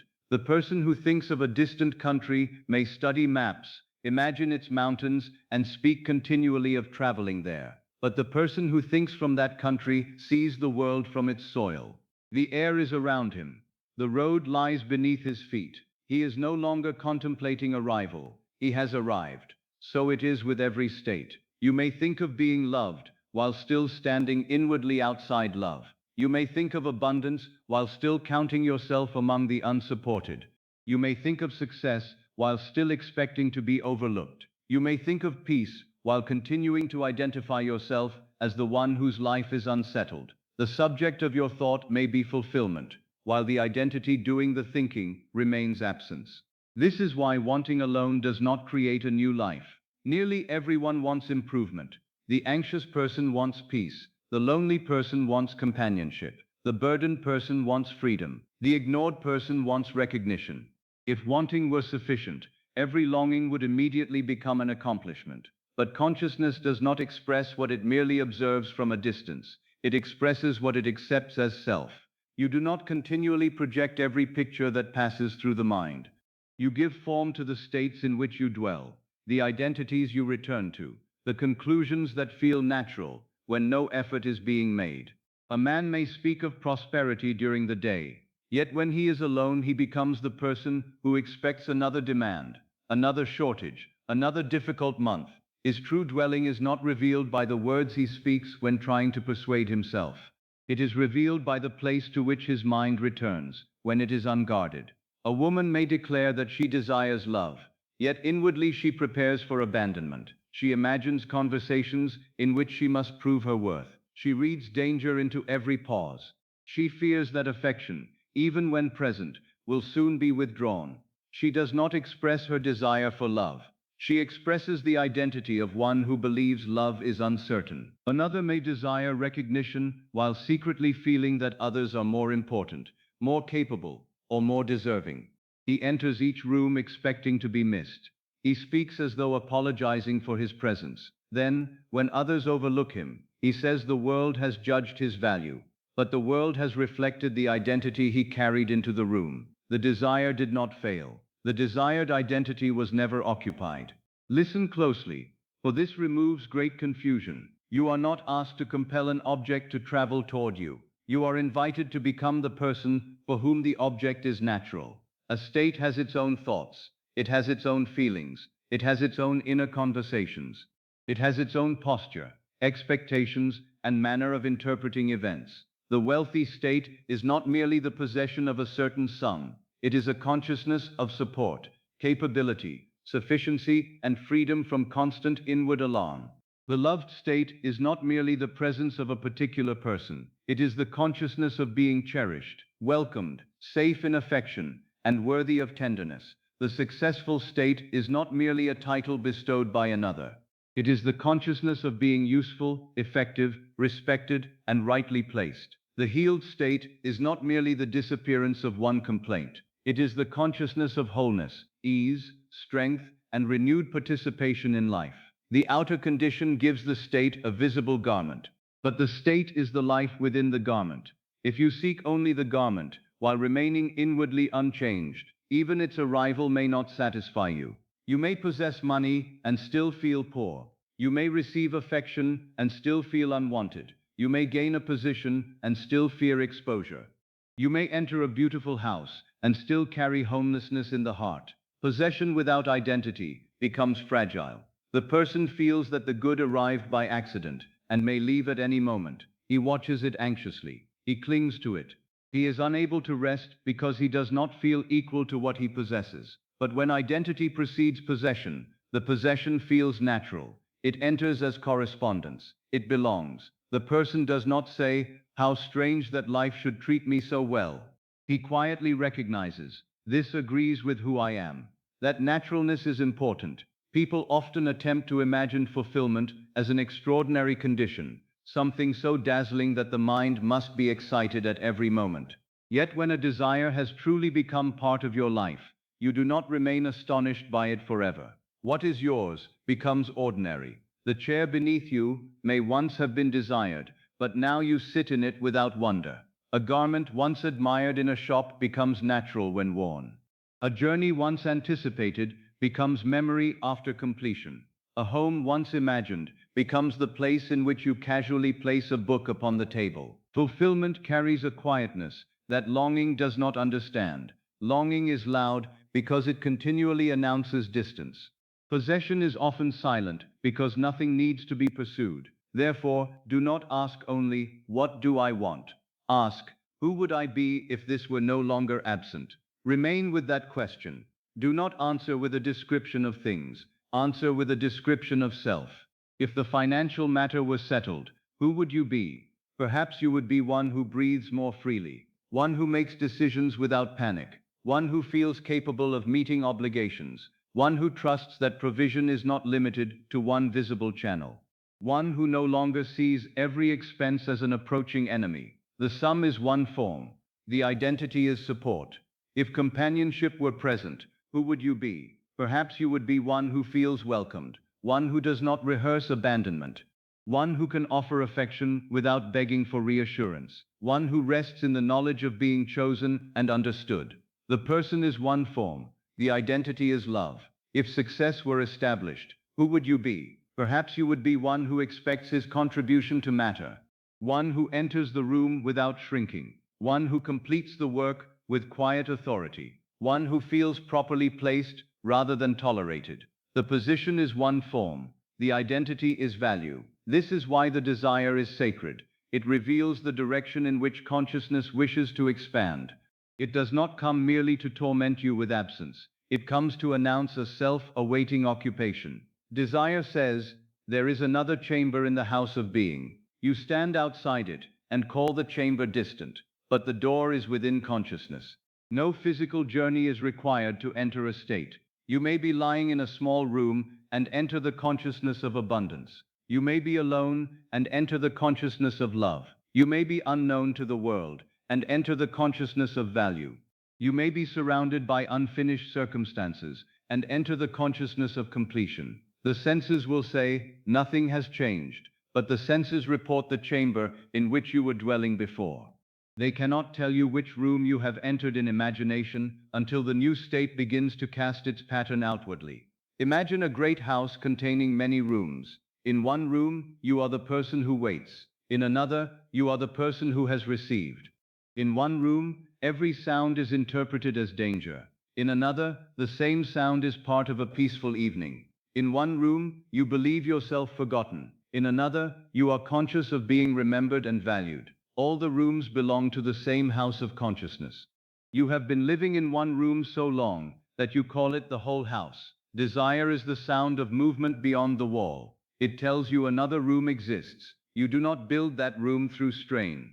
You enter it through assumption. You say inwardly, "For these moments, I will cease describing myself by the room I have occupied. I will feel what would be natural in the room of fulfillment." Then you move. The furniture of the old room may still be visible when you open your eyes, but inwardly the journey has begun. Do not run back merely because the senses call your former name. A servant may come to the door and say, "You are still the worried one." Do not answer. A memory may say, "You are still the rejected one." Do not answer. An account may say, "You are still unsupported." Do not answer as identity. Attend to what is practical, but refuse the name. The old room remains alive because you continue responding when it calls you. Withdraw your answer, and the room grows empty. This does not mean suppressing emotion or pretending that you never feel fear. A passing emotion is not the whole identity. You may feel uncertainty and still choose not to become an uncertain self. You may feel sadness and still refuse to make sadness your permanent dwelling. The state is revealed by where you repeatedly return. Return to support. Return to belonging. Return to value. Return to the quiet sense that your life corresponds with the person you have chosen to be. At first you may visit the new state briefly. You enter it before sleep. Feel a moment of relief, and then wander back into the old conversation. Do not accuse yourself. Return again. A new home becomes familiar through habitation. The first night in a new house may feel strange. The sounds are unfamiliar. The arrangement of the rooms is not yet known. You may awaken and for a moment forget where you are. But after living there, the house becomes natural. You reach for the lamp without thinking. You know the distance from the bed to the door. You recognize every sound. In the same way, the state of fulfillment may first feel strange. You have lived so long in wanting that possession feels unfamiliar. You have lived so long in struggle that ease seems suspicious. You have lived so long in self-doubt that confidence feels like a role you are playing. Continue to dwell. The unfamiliar state will become home. Then the old state will begin to feel foreign. One day you will notice a familiar fear rising, and instead of obeying it, you will think, that no longer sounds like me. This is the evidence of changing identity. The visible object may not yet have fully appeared, but the person who experienced its absence is losing authority. Do not underestimate this movement. Once the old identity is no longer sustained, its world cannot remain forever. The outer arrangement depended upon the person who continually gave it meaning, reacted to it, and renewed it. A new person will create new responses. New responses will open new sequences. New sequences will form another life. This is not a performance. You are not asked to pretend before others. You need not walk about declaring that you possess what is still invisible. Such display may come from uncertainty, from the need to make another person confirm the state for you. True assumption is quieter. The seed makes no public announcement beneath the earth. It accepts its pattern and grows. The new identity may be carried privately. You may speak normally, perform your duties, and respond to present facts with wisdom. Yet beneath every action is another center. The old person acted to become secure. The new person acts from security. The old person sought affection to prove worth. The new person gives and receives affection from worth. The old person worked to escape the identity of failure. The new person works because usefulness and success are natural expressions of who he is. The action may look similar to an observer. The origin is different. One is trying to cross the distance. The other is expressing arrival. Consider a man preparing for an important meeting. If he occupies the state of one seeking approval, every word becomes a test. He watches the faces before him, searching for signs of acceptance. His mind becomes divided. Part of him speaks, while another part judges the response. But if he enters as one who knows his value, he is free to be present. He listens. He speaks with clarity. He need not dominate the room, for he does not depend upon the room to create his worth. The identity produces its own conduct. The conduct influences the meeting. The meeting becomes one part of the visible expression. Or consider a woman awaiting affection. If she lives as one who must be chosen before she can feel worthy, she may tolerate what does not honor her. She may grasp at small signs, excuse indifference, or lose herself in the attempt to secure another's attention. But when she occupies the state of being loved, her whole relationship with life changes. She no longer bargains away dignity. She can receive affection without suspicion, and recognize the absence of true affection without calling herself unworthy. The state does not make her passive, it makes her clear. Identity determines what feels natural to accept. The supported person does not naturally worship one channel. The valued person does not naturally remain where value is continually denied. The loved person does not naturally confuse fear with devotion. The successful person does not naturally treat one failure as an eternal name. The guided person does not naturally assume that a bend in the road means abandonment. The state contains wisdom. This is why you need not consciously calculate every action of the new self. Enter the identity deeply, and natural conduct begins to arise. A tree does not study each leaf before allowing it to grow. The nature of the tree produces the leaf. Become the tree. The leaves will follow. You have perhaps been trying to decorate the branches while keeping the old root.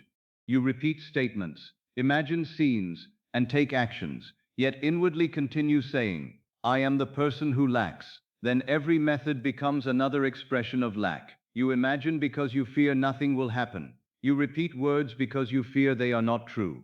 You act because you fear the desired thing is escaping. The practice is performed from the very state it was meant to replace. Pause now. You do not need to perform desire. You need to permit identity. Ask again, who would I be if this were no longer absent? Perhaps the answer is not a sentence. Perhaps it is a breath, the breath of one who is no longer waiting. Perhaps it is a softness in the face, the softness of one who is no longer defending against disappointment. Perhaps it is a stillness in the chest, the stillness of one who knows the matter is settled. Let the body become acquainted with that person. You need not force every muscle to relax. Simply ask, how would this body rest if the desire were no longer a question? Would the hands still grasp the sheets? Would the jaw continue rehearsing tomorrow's arguments? Would the shoulders remain lifted, as though carrying the entire bridge? Allow one small adjustment. Let the body make room for the identity. You are not attempting to deceive the body. You are teaching it a new conclusion. For years, the body has learned the posture of waiting.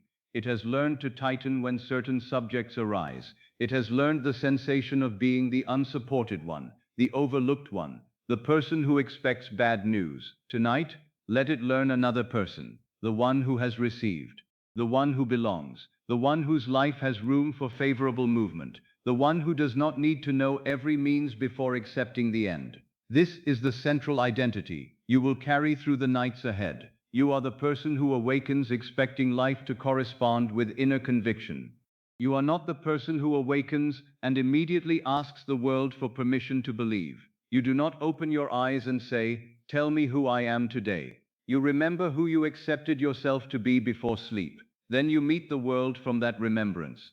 The former person awakened as a question. The new person awakens as an answer. The former person searched the morning for proof. The new person brings a state to the morning and allows proof to gather. The former person said, "Perhaps life will be different, and then I may change." The new person says, "I have changed inwardly, and life will discover the form that agrees with me." This does not mean you spend the day anxiously watching for correspondence. Anxiety would return you to waiting. You move naturally.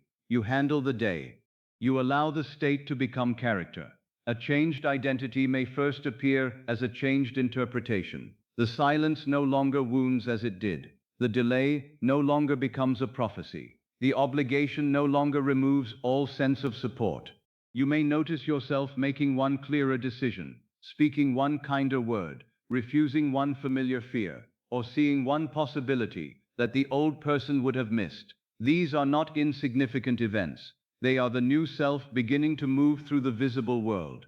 The outer fulfillment is not separate from these inner movements. They belong to the same unfolding. A state must express itself. It will express through perception. It will express through conversation. It will express through choices. It will express through the conduct of others as they respond to the person you now present. It will express through incidents you could not have planned. Your responsibility is not to produce every expression.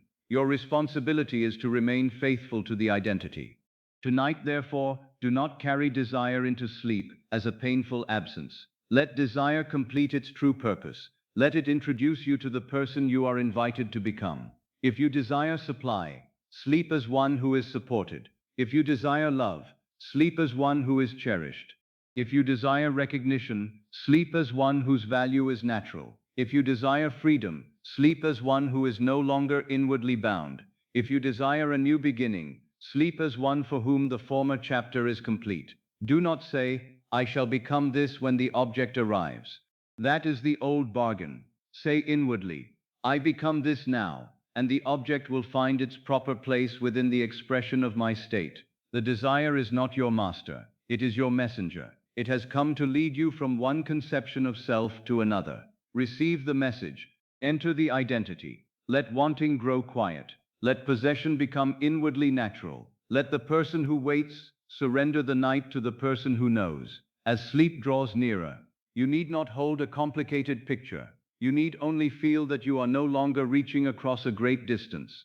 The distance existed between identities. You have crossed it within. You are not looking toward support. You are resting from support. You are not looking toward love. You are resting from love. You are not looking toward value. You are resting from value. You are not asking tomorrow to create a new person. You are allowing tomorrow to meet the person accepted tonight. Let this become your quiet nightly identity. You are the one who does not wait for circumstances to grant permission. You are the one who changes the inner name first. You are the one who awakens knowing that the visible world may still be completing yesterday's reflection, while a new cause is already alive within. You do not manifest the thing by continuing to desire it from afar. You express the person for whom the thing belongs, and as that person becomes natural to you, life must discover its own faithful way of making the invisible identity visible. Before you are known by any name given in the world, before you are described by occupation, condition, family, possession, or history, there is something in you that remains untouched by every description. You may change your house, your work, your companions, your circumstances, and even your opinion of yourself. Yet through every change there remains the simple awareness that you are. You know that you exist. Before you say, I am a parent, you first say, I am. Before you say, I am a husband, I am a wife, I am alone, I am successful, or I am disappointed, there is the silent awareness of being upon which every description is placed. That awareness is the foundation. The description is the garment. You have worn many garments throughout your life. Some were placed upon you by others. Some were chosen in moments of fear. Some were inherited from family, custom, disappointment, and repeated experience. You wore them so long that you forgot they were garments, and began to call them your nature. A child is told that he is difficult, and eventually he says, I am difficult. Another is compared unfavorably, and begins to say, I am not as capable as others. A person suffers one loss, and afterward says, I am unfortunate. Another faces several years of struggle, and concludes, I am one who must labor for everything. The garment was first offered as an opinion, then it was worn as a mood. Finally, it was mistaken for the wearer. But you are not the garment, you are the awareness that wears it. This is why I ask you to become careful with the words, I am. They are not ordinary words. They are the door through which you enter a state. Whatever you join to them, you invite consciousness to wear. When you say, I am tired of trying, you do more than describe the weariness of one evening. You may be selecting the identity of one whose life is an endless effort without reward. When you say, I am always forgotten, you do more than remember a delayed answer. You may be placing upon awareness the garment of one who expects neglect. When you say, I am one who must struggle, you are not merely commenting upon past difficulty. You are preparing to recognize struggle as the natural road before you. When you say, I am too late, you do not speak only of the clock or the calendar. You place yourself in the state of one who believes opportunity belongs to another time. When you say, I am not fortunate, you dress consciousness in the expectation that good must pass you by. The words become powerful because they join circumstance to identity. A difficult day is one thing. I am a person for whom every day is difficult, is another. A moment of loneliness is one thing. I am alone in life is another. A mistake is one thing. I am a failure is another. The first is an event. The second is a dwelling place. You have often spoken these words so casually that you did not notice the room into which they carried you. You thought you were reporting reality. Yet every report, when repeated with feeling, becomes an invitation to remain in the state reported. The sacred name does not argue. It accepts the garment you place upon it. If you join I am to weakness, awareness wears weakness. If you join it to rejection, awareness wears rejection. If you join it to guidance, awareness wears guidance. If you join it to support, awareness wears support. The divine presence within you does not ask whether the garment was chosen wisely. It gives life to the conception accepted as self. This is both the danger and the glory of consciousness. The danger is that you may unknowingly give permanence to a passing condition. The glory is that no garment is eternal merely because you have worn it for years. You may remove it. You may choose another. The awareness beneath it remains free. Imagine a man who has worn a heavy coat through many winters. He becomes so accustomed to its weight that he feels incomplete without it. Even when spring arrives, he continues wearing the coat because it has become familiar. The sun grows warm, yet he says, this is simply how life feels. The coat is not the weather, it is what he continues to carry. So it is with many identities. You may have carried the weight of being unwanted long after the first rejection ended. You may have carried the weight of poverty after circumstances began to improve. You may have carried the weight of shame after everyone else forgot the event. You may have carried the weight of failure into places where no one knew your past. The old garment entered every new room with you. Then the room appeared to confirm the garment. Tonight, you are permitted to lay it down. You do not have to discover who first gave it to you. You do not have to return to every scene in which it was worn. You do not have to condemn the person who spoke the first word, or the self who accepted it. You need only recognize, this is something I have worn. It is not what I am required to remain. The awareness of being is deeper than biography. Before your history, you are. Before another person's judgment, you are. Before the account, the letter, the illness, the title, the disappointment, or the success, you are. And because you are, you may choose what shall now be joined to that awareness. This is why the name I am is sacred. It is the point where the invisible becomes personal. A state may exist as a possibility, but when you say inwardly, I am this, you cease observing it as something belonging to another. You accept it as your dwelling. Do not use these words carelessly tonight. Do not repeat them with desperation. You are not attempting to shout a new identity loudly enough to silence the old one. A true assumption may be quiet. It does not need noise, because it is not asking permission. Say inwardly, I am guided.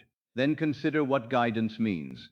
It does not mean that every mile of the road must be visible. It means that the absence of a complete map does not make you abandoned. If you are guided, the next step may be enough. If you are guided, a delay may have meaning beyond what you presently understand. If you are guided, a closed door need not become the end of the journey. If you are guided, you may rest while the road remains hidden. Let the words carry their implication. Do not merely hear the sound. Feel the release contained within them. I am guided. The mind may answer, but I do not know what to do. You may reply gently.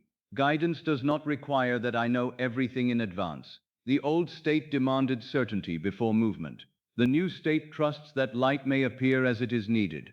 Now say inwardly, I am supported. Again, let the meaning become larger than one visible channel. Support may appear through work, friendship, an idea, an arrangement, a conversation, an unexpected opening, or the awakening of strength within yourself. It need not come only through the person or means you have already named. If you are supported, you do not stand alone before every obligation. If you are supported, the present figure is not the limit of provision. If you are supported, receiving help does not diminish your worth. If you are supported, you may act without panic. The old identity said, I must carry everything, or everything will fall. The new state says, I may take the step before me without becoming the sole cause of every result. Feel how different the body becomes under these two assumptions.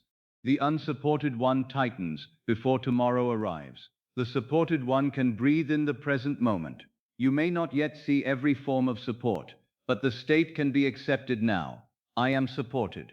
Do not force the words to feel grand. Let them feel simple. A chair supports the body without announcing its service. The earth supports every step without demanding recognition. In the same way, much of life may be carrying you quietly even while attention has been fixed upon what appears absent. Now let another statement arise. I am becoming inwardly free. This is not a confession that freedom is far away. It is an acknowledgement that the old bonds are already losing their authority. You are becoming free from the need to repeat every injury, free from the habit of asking appearances who you are, free from the belief that one person controls your worth, free from the conviction that the past possesses a deed to the future, free from the compulsion to know how everything will happen before allowing yourself to rest. Inward freedom may begin before any outer circumstance changes. A person may remain in the same room and no longer be imprisoned by the same thought. The outer door may still appear closed, yet consciousness is no longer kneeling before it. The memory may remain, but it no longer gives orders. The fear may speak, but it is no longer the only voice. I am becoming inwardly free. The words permit movement. They do not require you to pretend that every habit has vanished. They simply refuse to call the habit eternal. A chain weakens with every moment it is no longer worshipped. An old identity fades each time you observe it without entering it. You may hear the former sentence, I am one who must struggle, and answer, that is a garment I wore. You may hear, I am always forgotten. And answer, that is an old room. I do not live there tonight. You may hear, I am too late. And answer, the awareness within me is not measured by yesterday's calendar. You need not fight the words. You remove them from the sacred name. The old thought says, I am unfortunate. You separate the pieces. Misfortune was an interpretation of events. I am is the divine awareness of being. Do not join the eternal to the temporary. Do not fasten the limitless to one painful chapter. The condition may have appeared. It does not deserve the name of God within you. You may say, difficulty has appeared, without saying, I am difficulty. You may say, I have felt afraid, without saying, I am fear. You may say, I have experienced rejection, without saying, I am rejected. Language reveals the difference between the awareness and the garment. When you separate them, freedom begins. There is another identity I ask you to contemplate. I am one to whom life responds beautifully. This statement may awaken resistance because you have been trained to expect that life responds only after struggle. You may believe that favorable outcomes belong to the unusually fortunate, the well-connected, the powerful, or the chosen. But what if the assumption of beautiful response became natural to you? You would not demand that every event appear pleasant at once. You would carry a deeper expectation that even unfinished movements can become part of harmony. A delayed journey may still serve you. A changed plan may still guide you. A conversation that appears ordinary may contain the beginning of a great alteration. To be one to whom life responds beautifully is not to control every incident. It is to expect that the pattern can resolve in your favor, without your forcing every thread. You may say, I do not yet understand this moment, but I am one to whom life responds beautifully. The sentence does not deny the moment.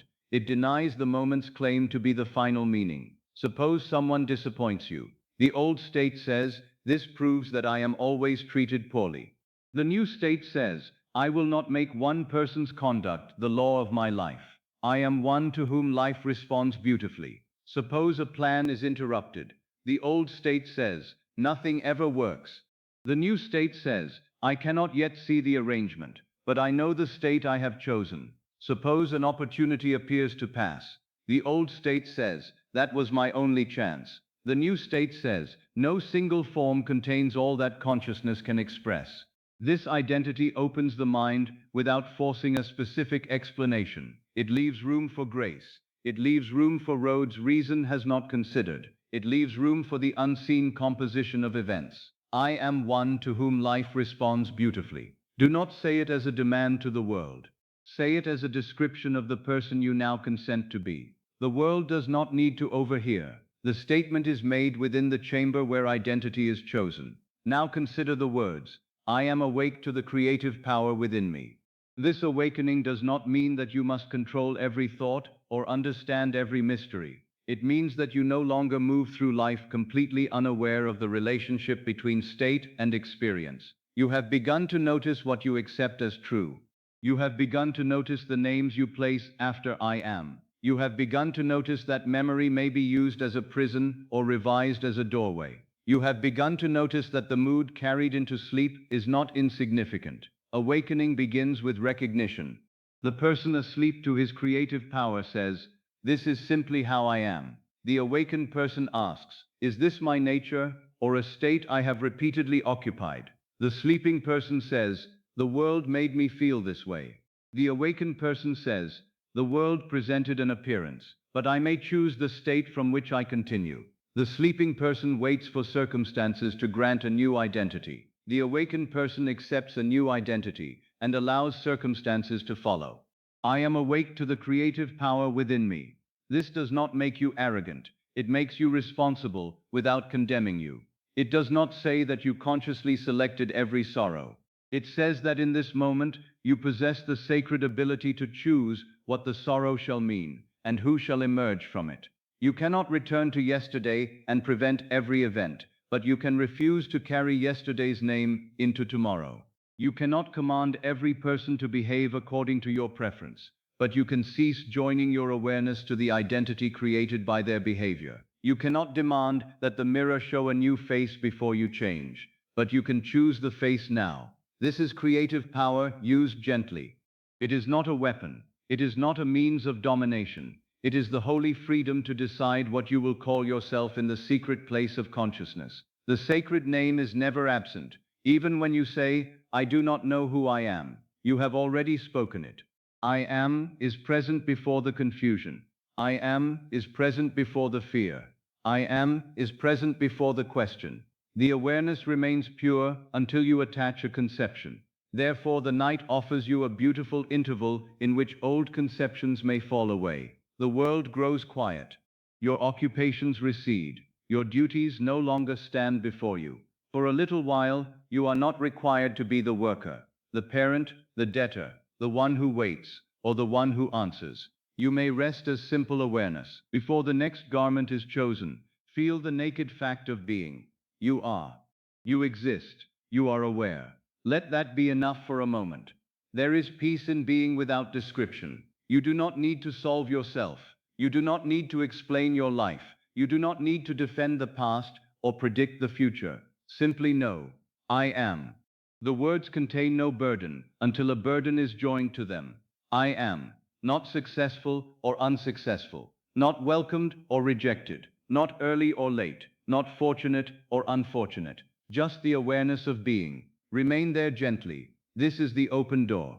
From this silence, choose the garment you wish to carry into sleep, not because the old garment was shameful, but because it no longer belongs to the life you desire to express. Choose guidance, choose support, choose freedom, choose beautiful correspondence, choose awakened creative power.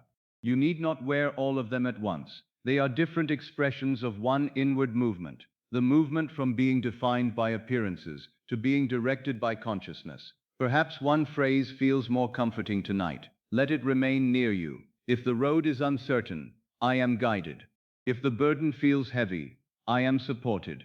If the past seems close, I am becoming inwardly free. If life has appeared resistant, I am one to whom life responds beautifully. If you have felt powerless, I am awake to the creative power within me. Do not repeat the phrase rapidly. Receive it. A seed is not strengthened by being thrown repeatedly against the soil. It is placed within and allowed to rest. Place the phrase within. Let its implication descend beneath argument. If the mind protests, do not wrestle with it. The old garment is asking to be worn again because it is familiar. You may say, I hear you, but I choose another. Then return. I am guided. The words are not a plea. I am supported. The words are not a hope. I am becoming inwardly free. The words are not a struggle. I am one to whom life responds beautifully. The words are not a command shouted toward the world. I am awake to the creative power within me. The words are a recognition. Each phrase turns attention from what appeared to what you are willing to accept as self.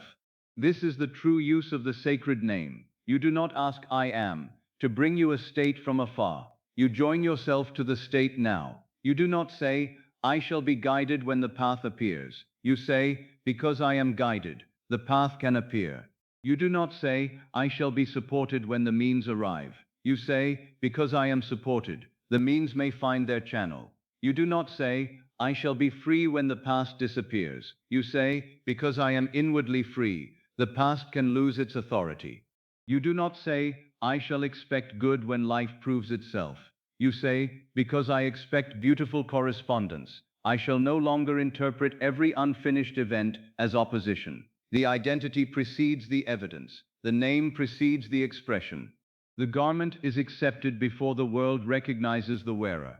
Tonight, let the former names grow quiet. The tired one may rest. The forgotten one may rest. The struggling one may rest. The one who believes it is too late may rest. The one who expects fortune to pass by may rest.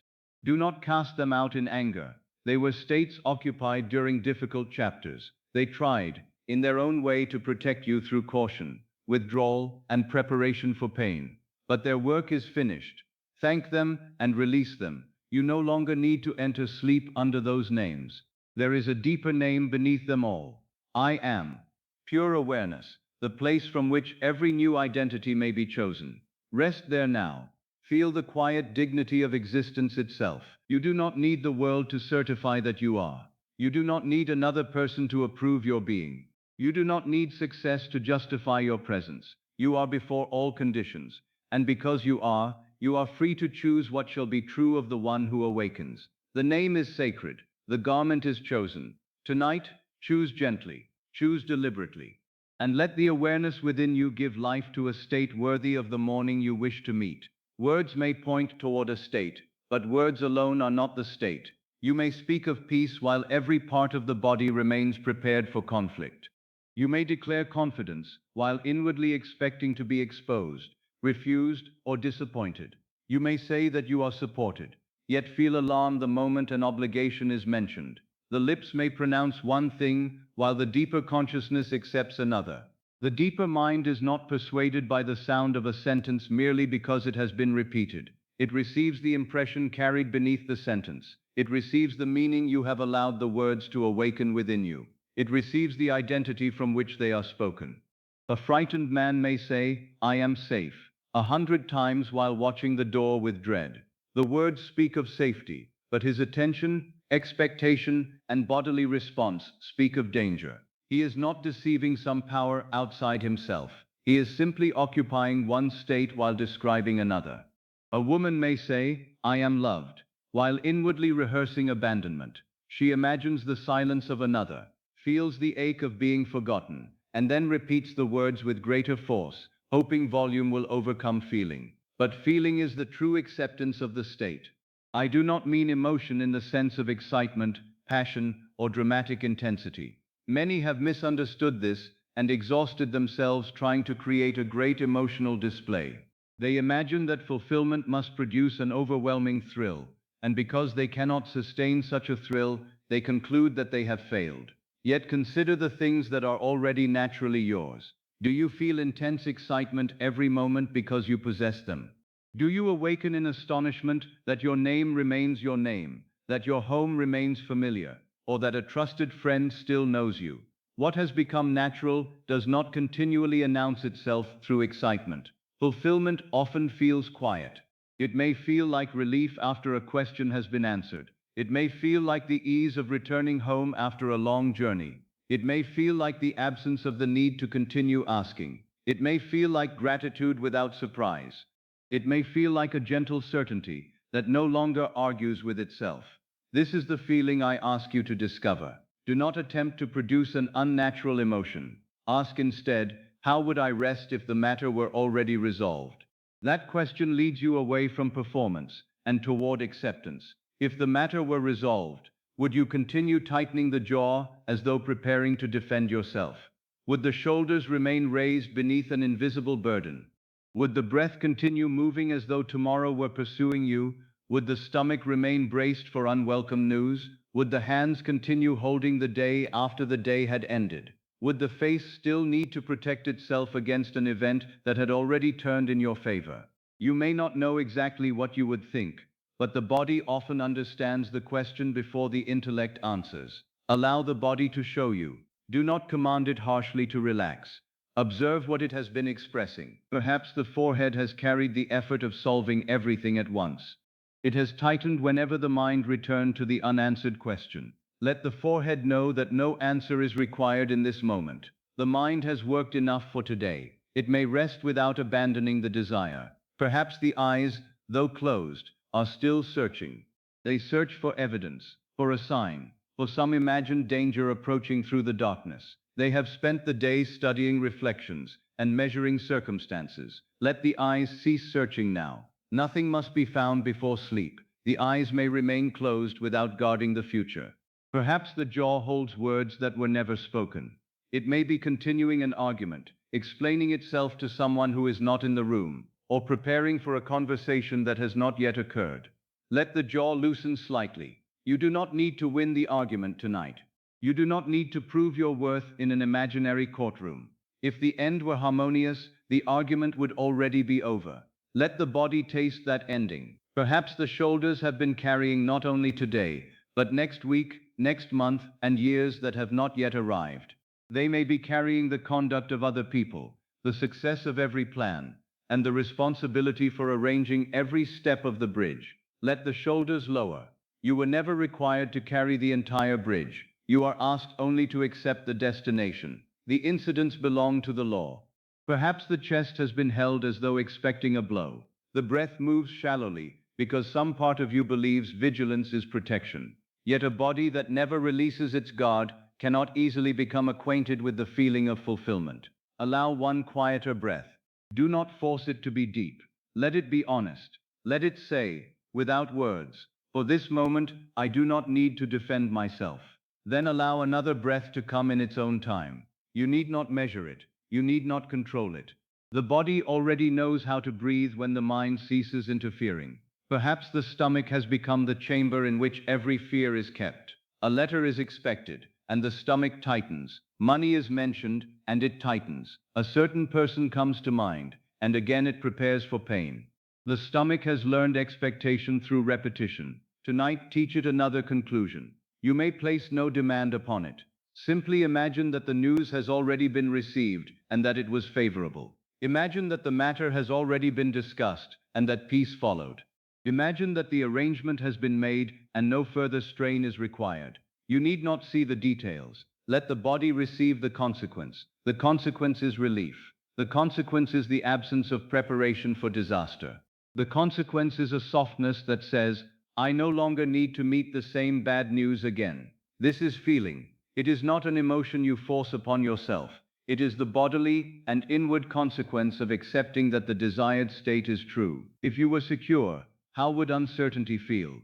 It might still be present as an unfinished circumstance, but it would no longer possess the same authority. If you were loved, how would another person's temporary silence feel? It might remain unexplained, but it would not define your worth.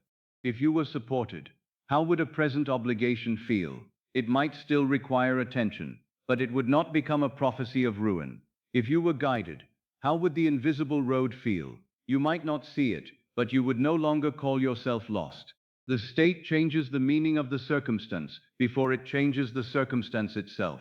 That change in meaning is not imaginary in the sense of being useless. It is the beginning of another relationship with life. From another meaning comes another response. From another response comes another sequence. And through the sequence, the new state finds visible expression.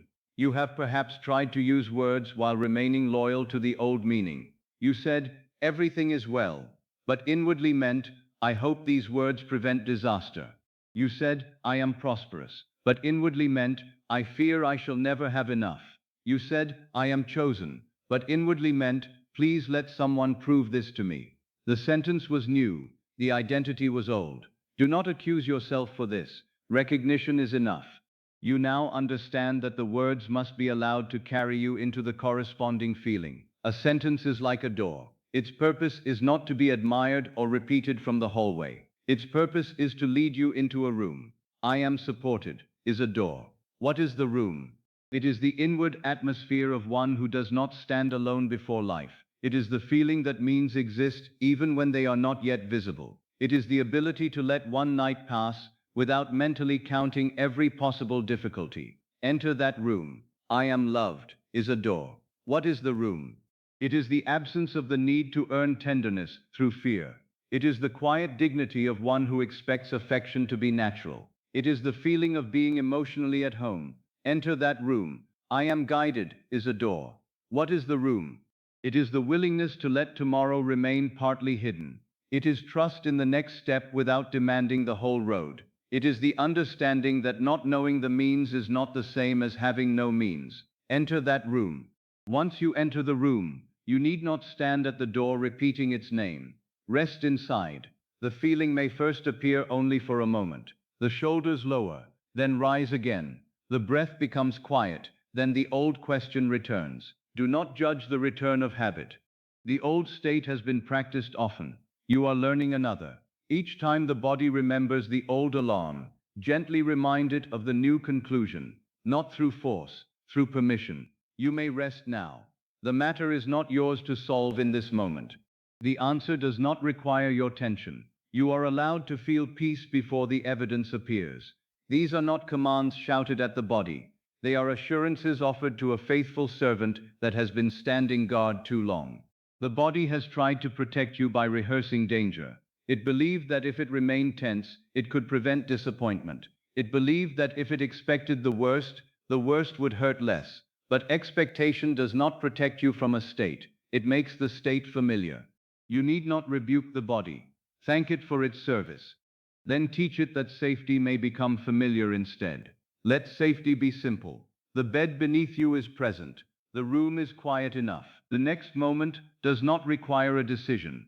The night is not demanding an explanation. For this interval, nothing is pursuing you. Let the body receive these facts. Then let imagination add another. The matter is resolved. Perhaps the senses say it is not yet resolved. You do not argue with them. You are not using imagination to deny the present room. You are using it to enter the state you intend to carry beyond the room. The senses report what has been. Imagination selects what shall be accepted. You may say inwardly, "It is settled." Do not ask the phrase to explain how. Let it produce a response. It is settled. What becomes unnecessary when something is settled? The repeated questioning becomes unnecessary. The inner argument becomes unnecessary. The preparation for bad news becomes unnecessary. The effort to control every person becomes unnecessary. Let one unnecessary burden fall away. That is feeling. You may hear inwardly the words, "Everything has worked out." Again, do not search for the complete scene. Feel the consequence. Perhaps you would smile slightly, not with excitement, but with recognition. Perhaps you would think, "I worried more than I needed to." Perhaps you would turn upon the pillow and allow sleep to take you without another question. That quiet turning is closer to true acceptance than 1,000 excited declarations spoken from fear. Feeling is the naturalness of the state. It is the quality of reality the state possesses for you. When something feels natural, you do not need to hold it in consciousness through continuous effort. You know it in the same way you know the bed will support you when you release your weight. Notice that you are not now testing the bed every moment. You are not asking whether it will disappear. You have allowed the body to trust it. Could you allow the fulfilled state to support you in the same way? You need not understand the material from which it is made. You need not know who built the bridge. You may place the weight of consciousness upon the assumption and rest. The anxious person remains mentally standing. Even while lying down, he holds himself above the state he desires. He refuses to surrender until proof appears. But sleep asks for surrender. Fulfillment also asks for surrender. You release the old question and allow the new conclusion to bear your weight. This is why the moments before sleep are precious. The body becomes less interested in maintaining the posture of the day. The senses grow quiet. The name, the position, the obligation, and the unfinished conversation begin to move farther away. The old identity becomes less solid, because the physical world that supported it is fading from attention. You are not yet fully asleep, but you are no longer entirely occupied by the room. In this gentle interval, feeling may be accepted more easily. You do not need to compel the mind to concentrate sharply. Let the desired state become like a warm atmosphere around you. You may not see support. Feel less burdened. You may not see love. Feel less defended. You may not see guidance. Feel less lost. You may not see the final answer. Feel less compelled to ask. The absence of inner argument is a powerful form of acceptance. When the mind ceases saying, "But what if? But when? And but how?" even for a brief interval, the new state has room to enter. Do not attempt to silence every question through force. A question may arise. Let it pass without following it. How will it happen? You may answer, "The means belong to the bridge." When will it happen? You may answer, "The fulfilled state is accepted now." What if the old condition remains tomorrow? You may answer, "Tomorrow's reflection does not determine tonight's identity." Then return to the bodily consequence of completion. The forehead smooths a little. The eyes rest more deeply behind the lids. The jaw releases the conversation. The tongue rests. The neck no longer holds the head as though vigilance were required. The shoulders sink toward the surface beneath them. The arms grow less interested in action. The hands open, or simply cease grasping. The chest no longer needs to prove that it is strong. The breath moves quietly. The stomach is permitted to be still. The hips and legs release the imagined journey. The feet do not need to know tomorrow's road. Every part of the body is being invited into the same statement. It is safe to rest in another identity. This does not mean every muscle must become perfectly loose. Perfection would become another demand. Let the body be as it is, while allowing 1 degree more ease. 1 degree of ease is a new state beginning to speak. One quieter breath is a different conclusion. One moment without rehearsing the problem is a break in the old continuity. Do not measure the change, receive it. The state of fulfillment may be as delicate as the first stillness after a bell has ceased ringing. If you examine it too aggressively, you return to effort. Let it remain delicate. You are not trying to capture the feeling. You are allowing it to capture you. Imagine entering a room after a long absence and discovering that everything has already been arranged. The lamps are lit. The chair is waiting. The fire is warm. No one asks you to prepare the room. You are expected. How would you enter? Would you stand at the doorway demanding proof that you belong? Or would you allow the atmosphere to welcome you? Fulfillment is such a room. You have spent years outside it, speaking of it, wondering when you might be admitted. Tonight, enter without ceremony. You belong to the state you are willing to accept. Sit inwardly in the chair of completion. Let the fire of quiet certainty warm you. Let the room say, nothing more is required tonight. Perhaps gratitude comes. Do not force gratitude as though it were a payment offered to secure the desire. True gratitude is the natural response to possession. It may be no more than the thought, thank you, not spoken to obtain. Spoken because inwardly the gift has been received. Let gratitude be soft enough to merge with sleep. Perhaps no words are needed. The body's release may be the gratitude. The quieter breath may be the prayer. The absence of fear for one moment may be the acceptance. Feeling is not always something you name. Sometimes it is what remains when resistance becomes tired. You may have arrived here carrying a problem that seemed to fill the entire inner world. Notice whether it feels even slightly more distant now. The problem has not necessarily altered outwardly in these moments, but your relationship with it may already be changing. It is no longer sitting upon the chest with the same weight. It is no longer speaking with the same authority. It is becoming one unfinished appearance within a consciousness capable of choosing completion. This is the beginning of mastery, not the dramatic conquest of every circumstance, but the quiet refusal to let the circumstance occupy the throne. The fulfilled state now sits there, not loudly, not proudly, simply as the accepted ruler of the night. Tomorrow, the old thought may return. It may say, nothing has changed. Remember that the first change is the state from which the thought is met. You may hear it and remain less frightened. You may hear it and refuse to continue the old conversation. You may hear it and remember the bodily feeling of this moment, the softer jaw, the lowered shoulders, the quieter breath, the sense that the matter need not be carried every hour. These physical memories may become doors back into the chosen state. During the day, you may notice the body tightening. Rather than beginning a struggle with thought, release one place, unclench the hand, lower the shoulders, let the breath leave without being forced. Then remember, I know the state I have chosen. The body and imagination are not enemies. The body may become a faithful participant in assumption. It can learn the posture of support, the breath of peace, and the quiet face of one who no longer waits for disaster. Tonight, however, you need do nothing for tomorrow. This moment is enough. Let the day continue receding. The room becomes less demanding. The world does not need your attention every second. You are permitted to withdraw from appearances and enter the inward consequence of fulfillment. You do not need a perfect image. You do not need a perfect sentence. You do not need perfect faith. Allow relief. Allow safety. Allow a little gratitude. Allow the natural expectancy that life may meet you differently, because you are no longer meeting it as the same person. Let the face release its defense against the morning. Tomorrow is not an enemy approaching through the dark. It is an unwritten page awaiting the state you carry into it. Let the stomach cease preparing for news that has not come. Let the shoulders cease carrying bridges not yet crossed. Let the jaw release words that need not be spoken tonight. Let the eyes stop searching for proof. Let the forehead stop building the future. The deeper mind receives what lies beneath your words, so let what lies beneath them now be peace. If you say, I am guided, let the body be willing not to know the whole road. If you say, I am supported, let the shoulders give up some of their burden. If you say, I am loved, let the heart cease defending itself for a moment.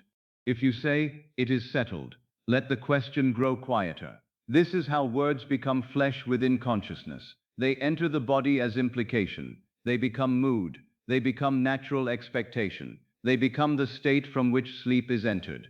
And what is accepted as natural in the secret place of being seeks, in its proper season, to become natural in the world. For now, do not seek the world. Let the world wait. Remain with the inward state. Feel no need to intensify it. A whisper of relief is enough. A moment of safety is enough. A quiet breath of gratitude is enough. The seed does not need thunder. It needs acceptance. Let the acceptance be gentle. Let it pass beneath the words. Let it settle where argument cannot follow. And as the body begins to grow heavier and the day becomes distant, know that you are no longer merely speaking of another life. You are allowing yourself to feel the first quiet truth of living from it. Attention is the quiet servant of consciousness. It goes where you send it, and whatever it visits often enough begins to feel alive. An idea may be faint at first, no more than a passing suggestion, but when attention rests upon it with feeling, returns to it, examines it, speaks from it, and remembers it before sleep, that idea is nourished. What you continually attend to does not remain a distant thought. It becomes an atmosphere. It begins to influence what you expect, what you notice, what you remember, and how you meet the events of the day. This is why attention is so precious. You may think that your life is shaped only by the great decisions you make, but it is also shaped by the small inward places to which attention returns when nothing outward demands it. A person may perform many duties during the day, yet beneath those duties attention may be dwelling in fear. Another may speak pleasantly with others while inwardly returning to an injury. A third may appear calm, yet silently rehearse an imagined disaster that has never occurred. The hands may be occupied with one thing, while consciousness gives life to another. And the idea receiving life in secret gradually becomes familiar. Imagine a great house at night. It contains many rooms, but most are dark. In one room there is an old grievance. In another there is fear of tomorrow. In another there is the memory of humiliation. In another there is the possibility of peace. In another there is the feeling of being loved. In another there is the quiet certainty that life is arranging itself wisely. All these rooms exist as possible states. Attention is the lamp you carry through the house. Whichever room you enter with the lamp becomes vivid. The furniture appears. The walls take shape. The objects seem real because they are illuminated. The other rooms have not ceased to exist, but while your lamp remains elsewhere, they fade into darkness. If you carry the lamp into the room of injury each evening, the injury appears present again. The event may have ended years ago, yet the room is freshly lit. You see the face, hear the words, feel the same tightening in the body, and once more become the person who was wounded. You say, "I am only remembering." But attention does not distinguish sharply between an event occurring before the senses and an event vividly entered in imagination. When feeling returns, the psychological state returns. The past is given present life. If you carry the lamp into the room of fear, feared possibilities become more vivid than favorable ones. Nothing may have happened, yet imagination furnishes the room completely. You see the disappointing letter. You hear the unwelcome conversation. You feel the loss before it exists. Then you emerge from the room carrying its atmosphere. You look upon the world as one already warned. You hear danger in uncertainty. You see confirmation in ordinary delay. The room has colored the whole house, but another room is available. There is a room in which the matter is resolved. There is a room in which you are respected. There is a room in which the answer has arrived. There is a room in which you are supported and at peace. It may seem dark only because attention has rarely entered it. A dark room is not an empty room. It awaits the lamp. You do not create the possibility by attending to it. You make the possibility psychologically real to yourself. You become acquainted with its atmosphere. What was once foreign begins to feel inhabitable. This is the discipline of attention. It does not mean violently suppressing every unwanted thought. A person who fights a thought often gives it more attention through the struggle. He says, "I must not think of this," and in that very effort, the thought remains before him. You need not wrestle with every shadow. Withdraw the lamp. A thought may appear at the doorway. You may notice it without entering the room. The memory says, come back and examine the injury. You may answer, I have visited that room enough. Fear says, come and imagine what may go wrong. You may answer, that is not the room in which I choose to sleep. The old conversation says, let us repeat the argument once more. You may answer, the conversation is finished within me. Then move the lamp. Attention can be redirected without anger. You are not expelling an enemy. You are choosing where consciousness shall dwell. Suppose you awaken in the night and the mind immediately turns toward a concern. This often happens because habit knows the road well. Before the eyes are fully open, attention has already entered the familiar room. Do not be frightened by this. The appearance of the old thought does not mean you have failed. It simply reveals the room that has been visited most often. Take the lamp gently. Do not ask why you returned. Do not condemn yourself for finding the door. Move elsewhere. You may hear inwardly, the matter is settled. You may remember the feeling of relief. You may imagine a trusted voice saying, everything has worked out beautifully. Then let sleep return while the lamp rests in the new room. Each return matters. A room becomes familiar through repeated entrance. A path through a house becomes natural because it is walked often. Eventually, you no longer search for the door. You know where it is. In the same way, peace can become familiar. Support can become familiar. The feeling of being valued can become familiar. Fulfillment can become the room attention enters naturally before sleep. At first, the old room may seem more real because it contains many details. You know every word of the injury. You know every figure associated with the obligation. You know every reason the feared event might occur. The fulfilled room may initially contain only a feeling. Do not mistake detail for truth. A prison may be described with great accuracy and still remain a prison. A doorway may be simple and still lead to freedom.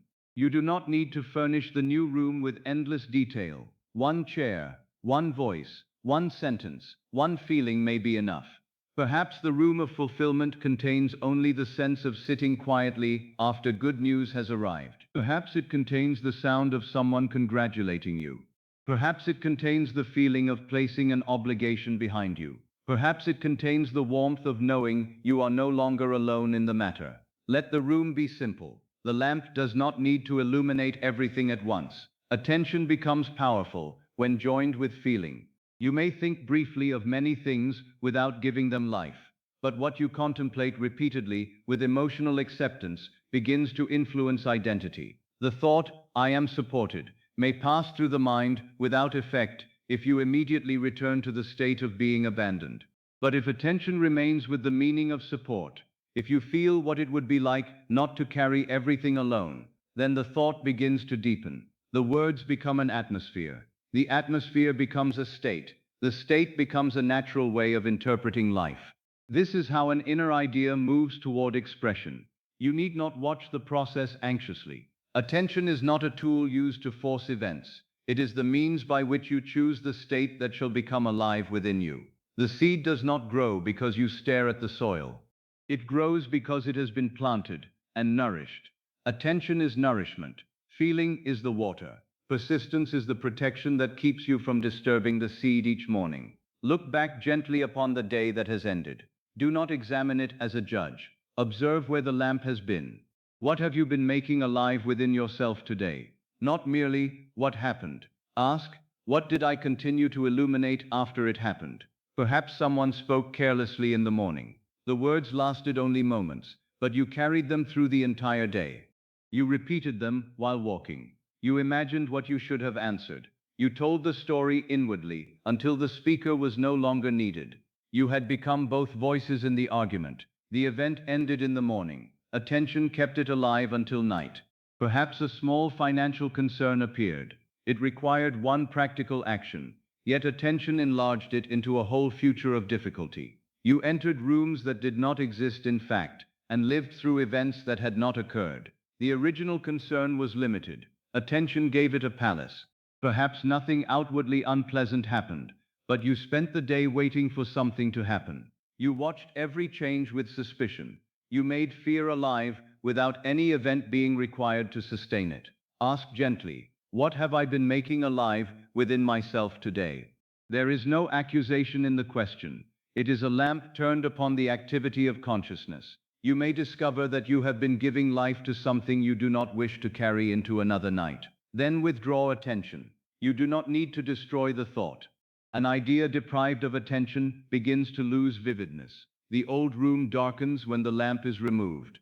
At first, you may still know the furniture is there. You may still feel tempted to return, but without repeated illumination, the room ceases to dominate the house. Now ask another question. What would I prefer to make alive within myself tonight? Perhaps peace. Do not merely say the word. Carry the lamp into the room of peace. What is there? Perhaps nothing dramatic. A quiet chair. A closed book. The knowledge that no answer is required until morning. A body resting without preparing for conflict. Remain there. Perhaps you wish to make support alive.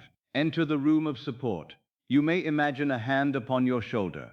You may hear, "You will not face this alone." You may feel the simple certainty that means exist beyond your present sight. Remain there. Perhaps you wish to make love alive. Enter the room in which you are welcomed without effort. Hear your name spoken with tenderness. Feel no need to impress, persuade, or pursue. Allow the atmosphere of belonging. Remain there.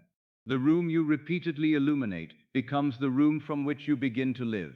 This is not a denial of other rooms. The house may still contain memories, practical concerns, and unfinished matters. You are not required to burn the house down because one room was painful. You are choosing your dwelling. A mature person may know that fear exists without living in fear. He may remember an injury without sleeping in the room of injury. He may acknowledge an obligation without making it the central chamber of identity. Attention permits this distinction. You may say, "I know that room is there, but I am not entering it tonight." This is mastery without strain. Many people believe mastery means holding the mind rigidly upon one thought for every hour of the day. That would create tension, not freedom. Attention naturally moves. You will notice sounds, answer questions, perform duties, and think of many things. The question is not whether attention ever moves. The question is where it returns when the outward demand has passed. What is your inward home? When a conversation ends, where does the lamp go? When the room becomes quiet, what state calls you? When the head touches the pillow, which door opens first? The habitual return reveals the state, and the habitual return can be changed. Begin not with all hours of the day, but with these final moments. The night is merciful because outward demands are withdrawing. You do not need to answer the world. You may choose the room in which consciousness will rest. Perhaps the day has been noisy, but the final room may be quiet. Perhaps the day has been uncertain, but the final room may contain completion. Perhaps the day has carried offense, but the final room may contain reconciliation. The last room visited before sleep has special power, because consciousness remains there as the senses fade. You carry its atmosphere across the threshold. This is why the evening should not be abandoned to whatever memory shouts most loudly. The loudest room is not necessarily the truest. It may simply be the most frequently illuminated. An old fear becomes skillful at attracting attention. It knows which images disturb you. It knows which question remains unanswered. It opens its door and calls, "Come here. You must solve this before you rest." But you have entered that room many times and found no solution there. Fear repeats the question. It rarely supplies the answer. Tonight you may decline the invitation. You may say, "I shall not solve tomorrow by rehearsing disaster tonight." Then move the lamp toward completion. Attention is also revealed through inner conversation. Notice the conversations you conduct when no one else is present. These secret dialogues often receive more life than spoken words. You imagine explaining yourself. You hear someone criticizing you. You rehearse rejection. You ask questions and supply painful answers in another person's voice. Though the person is absent, consciousness creates the entire scene.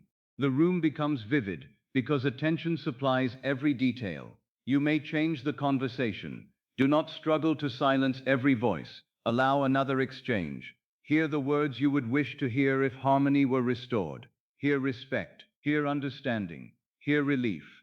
Perhaps only one sentence is needed. I am glad everything is settled between us. It has all worked out. You were valued more than you knew.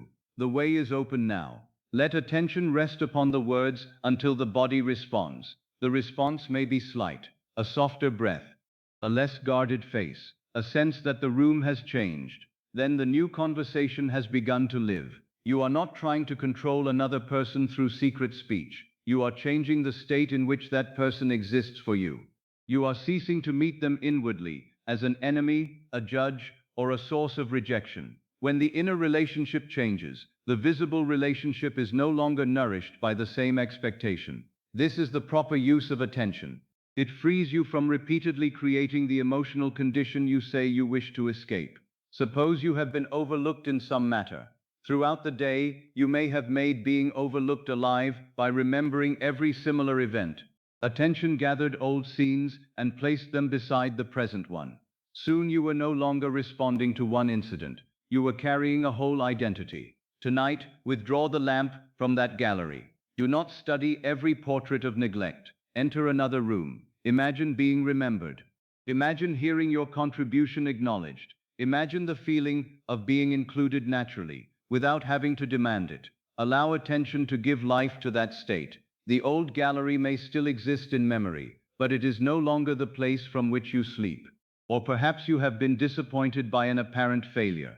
The mind continually returns to the moment when the plan went wrong. It examines what should have happened and imagines how life might have been different. Attention keeps you standing before the broken plan. Move the lamp. Enter the room beyond the plan. What was the plan meant to give you? Security? Freedom? Recognition? Joy? The failed plan was one possible channel. The fulfilled state remains another room within consciousness. Illuminate the end without insisting upon the abandoned means. Perhaps you see yourself peaceful, established, and grateful, without knowing the road that led there. Let attention make the end alive. A plan may die. A state need not die with it. This is how attention releases desire from one narrow method. You cease illuminating the closed door and begin illuminating the room beyond it. The law can arrange another entrance. As the body continues to rest, notice how attention itself may become quieter. You do not need to hold it tightly. A lamp held with a trembling hand makes the shadows dance. Let the hand become steady. Choose one simple idea. The day is complete. The matter is resolved. I am supported. I am guided. I am at peace. Let attention rest there without effort. When it wanders, return gently, not because wandering is dangerous, because returning is creative. Each return is a vote for the new room. Each return says, "This is where I choose to live." The old state was made natural through many unconscious returns. The new state becomes natural through conscious return. You may not feel a dramatic change tonight. Do not demand one. A lamp may warm a room slowly. Remain. The room of fear became vivid because it was visited repeatedly. The room of peace will also become vivid through acquaintance. At first, peace may seem empty because it contains no problem to solve. The mind trained in worry may interpret stillness as absence. It may search for something to disturb. Let peace remain plain. It does not need entertainment. It does not need argument. It is enough that nothing is required of you in this moment. Stay long enough for stillness to feel inhabited. Perhaps you can imagine that the room of peace contains a window opening toward dawn. The darkness outside is not threatening. It is simply the hour before morning. Nothing needs to be hurried. The sky does not strain to become light. It changes because dawn is contained within its order. Your new state need not strain toward expression. Give it attention. Let it become alive within. Its morning will come. Now ask once more, very softly, what have I been making alive within myself today? Whatever answer appears, receive it without punishment. You may have made fear alive. You may have made resentment alive. You may have made uncertainty alive. You did so because attention followed habit. Now habit has been seen. And because it has been seen, another choice is possible. Tomorrow, an old reaction may appear again. Let it become a reminder, rather than a defeat. The moment you notice that attention has entered the old room, you have already awakened within the house. Take the lamp. Move gently. Return to the state you have chosen. You are not required to remain perfect. You are required only to remember that the lamp belongs in your hand. The injury does not hold it. The circumstance does not hold it. Another person does not hold it. Attention is yours to direct. Tonight, direct it toward the life you wish to nourish. Let completion receive the lamp. Let peace receive the lamp. Let support receive the lamp. Let the version of you who is no longer bound to yesterday become vivid. Soon we will look again upon the scenes of the day, not to repeat them, but to release them from the form in which they first appeared. For whatever has been made alive through attention may also be changed through imagination. The page may be read differently. The conversation may receive another ending. The event may be deprived of the meaning that has kept it present. But before that movement begins, remain for a moment with this simple understanding. Attention gives psychological life. What you repeatedly illuminate becomes familiar. What becomes familiar becomes a natural dwelling.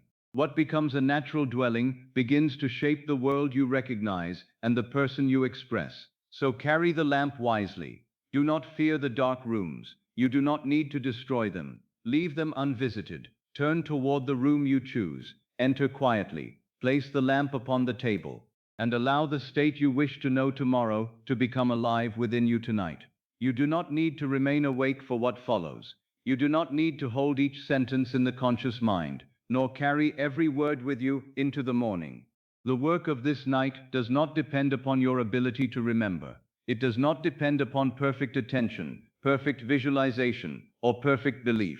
You have already turned inward. You have already withdrawn, if only for a little while, from the authority of appearances. You have already allowed another conception of yourself to enter. That is enough. The seed does not ask the soil to understand the tree. It asks only to be received. Once received, it rests beneath the surface, concealed from every eye, and yet obedient to the pattern it contains. So it is with the state you have accepted tonight. You need not dig it up before morning. You need not ask whether it has taken root. You need not remain awake to protect it. Let it disappear from conscious sight. What has been accepted does not require constant inspection. The deeper part of your being knows how to receive an impression when the questioning mind grows quiet. It knows how to preserve a feeling that the conscious intellect can no longer follow. It knows how to carry the seed through the darkness. The night is not empty. The night is fertile. Much of life begins where the eye cannot see it. The seed opens beneath the earth. The child grows in the hidden chamber. The roots deepen in darkness before the first branch is visible beneath the sun. Do not fear what you cannot observe. The unseen is not inactive. You have spent many days believing that only visible movement was real. You looked for changed faces, opened doors, welcome letters, favorable figures, and clear roads. When these did not immediately appear, you assumed that nothing was happening. But the visible event is the final announcement of a process that began long before it could be observed. Tonight, the beginning is within you. The old identity may still be remembered, but it need not be renewed. The former person may still appear in thought, but you do not need to dress yourself in that state again. You have worn it long enough. Let it rest. Let the worried one rest. Let the one who waited for permission rest. Let the one who searched the world for evidence rest. Let the one who carried every unfinished matter into bed rest. That person does not need to be fought. Nothing is gained by struggling against what you once believed yourself to be. An old state is not destroyed through hatred. It fades when consciousness ceases returning to it as home. You may bless the former self. That self endured according to the knowledge it possessed. It tried to protect you through caution. It prepared for disappointment because it believed expectation was dangerous. It carried the burden because it believed no one else would. It watched the road because it feared guidance might fail. It rehearsed the past because it believed memory could prevent another wound.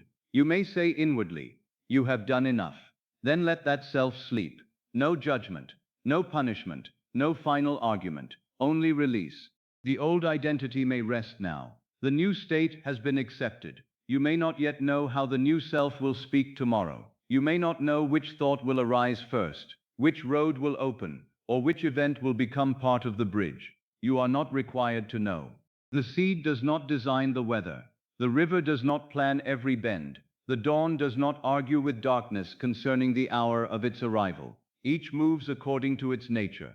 The state you accept also carries its own direction. It has its own thoughts, its own perceptions, its own natural movements, its own manner of meeting the day. You need not rehearse every action the new person will take. Rest in the identity, and the conduct belonging to it will appear when required.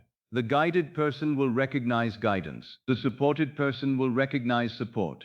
The loved person will recognize love. The inwardly free person will notice the doors that bondage had concealed. The person who expects life to correspond beautifully will no longer interpret every unfinished scene as opposition. The new state contains its own wisdom. Trust it. You do not need to carry yesterday into another morning. The day has ended. Its conversations no longer require your participation. Its errors no longer need your judgment. Its delays no longer need your fear. Its unfinished scenes no longer possess the right to write tomorrow. Yesterday may remain in memory, but memory is no longer your master. You may wake and remember what occurred, yet you need not remember from the same identity. The scene may be the same, while the one who looks upon it is new. This is how the past loses its hold. Not because every event is erased, but because the event can no longer summon the former state with the same authority. You are no longer obligated to answer when the past calls you by an old name. It may say, "You are still the one who was rejected." You need not respond. It may say, "You are still the one who struggles." You may remain silent. It may say, "You are still waiting." Let the voice fade outside the chamber. You know the state in which you are sleeping tonight. You are not sleeping as the person who waits for life to change.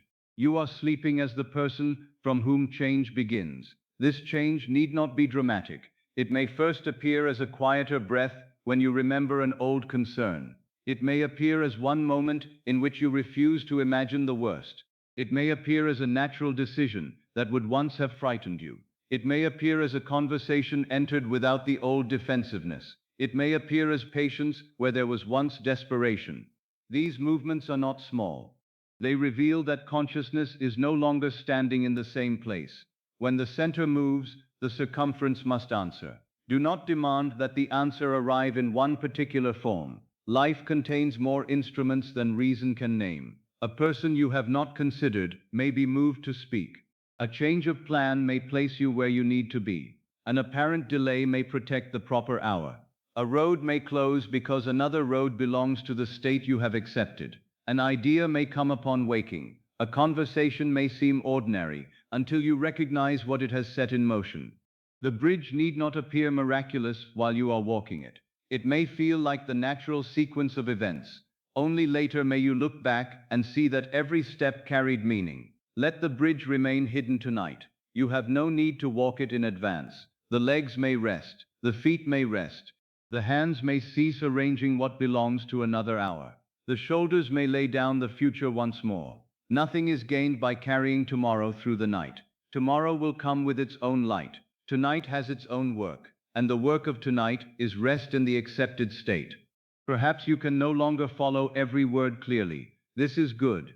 The voice may become part of the distance. The sentences may arrive as soft fragments. You may hear only a phrase, and then drift away. You have not missed what matters.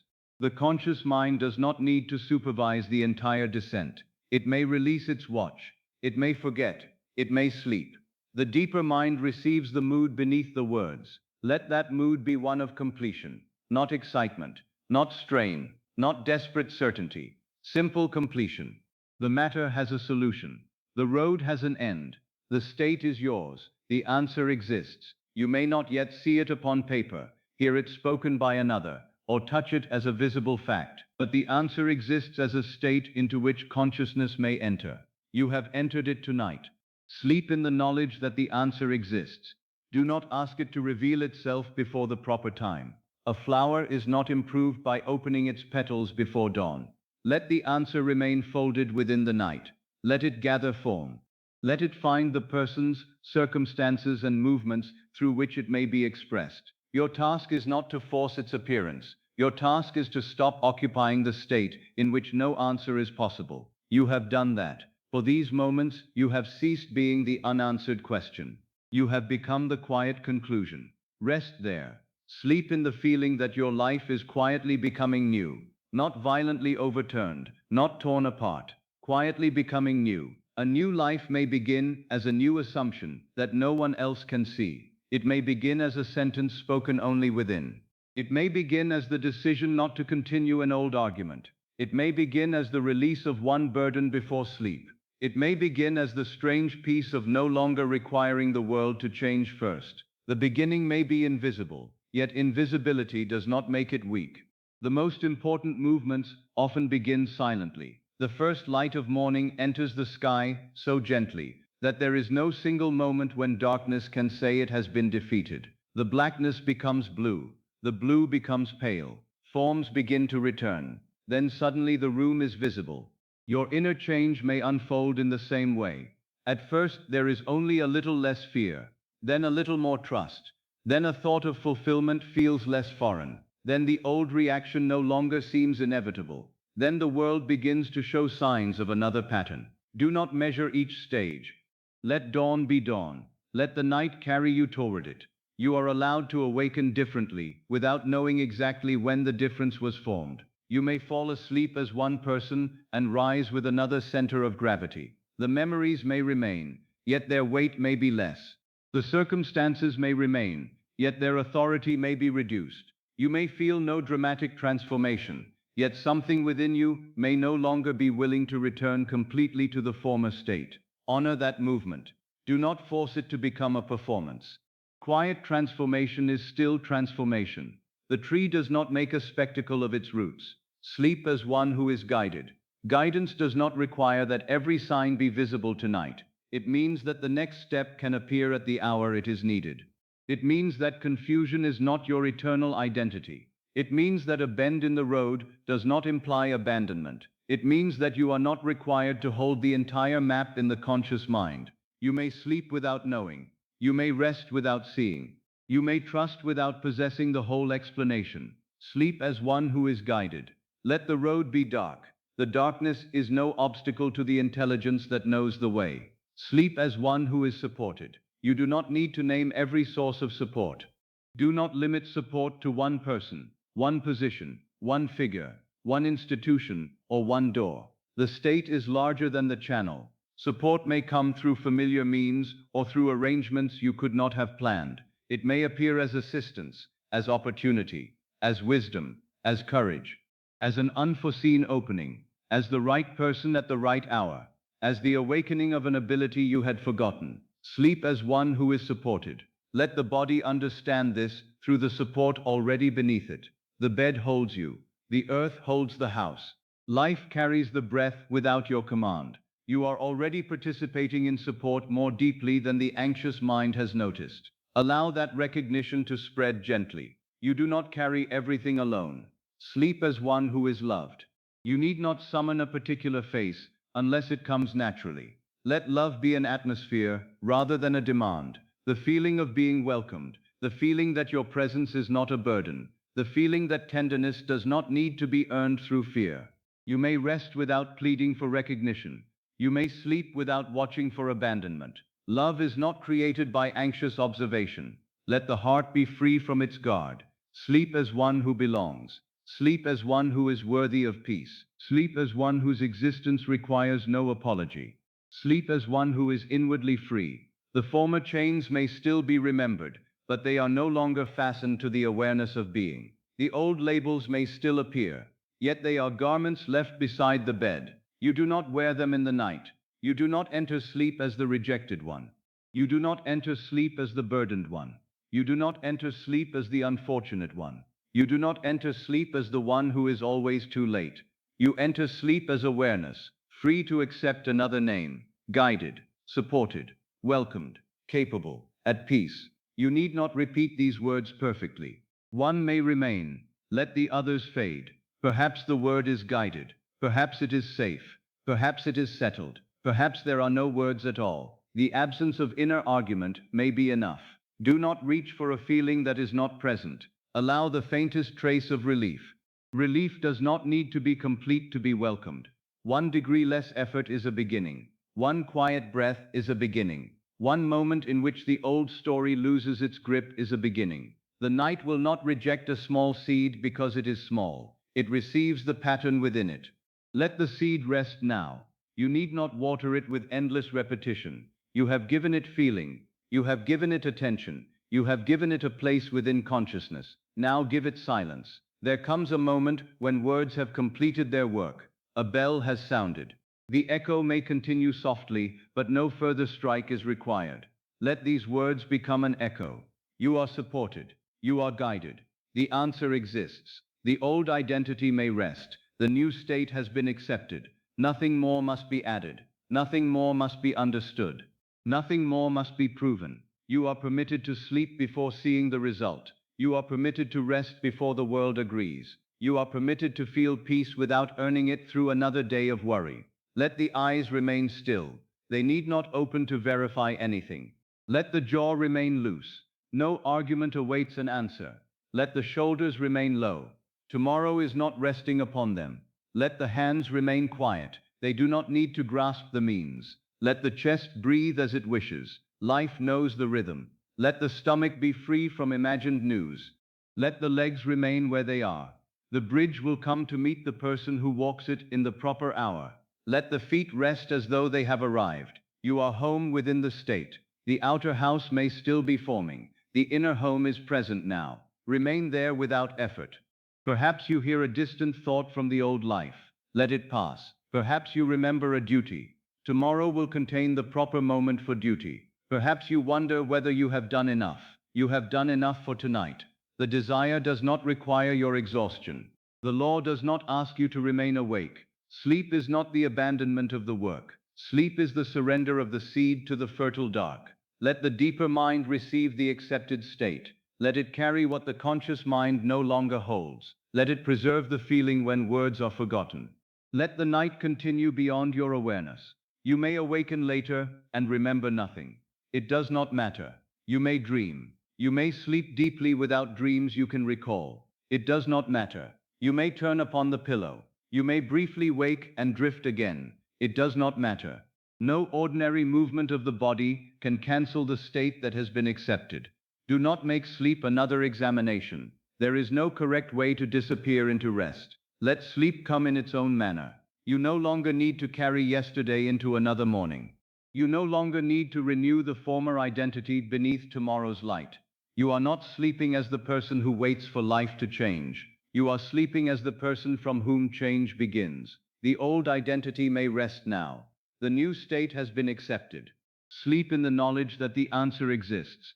Sleep in the feeling that your life is quietly becoming new.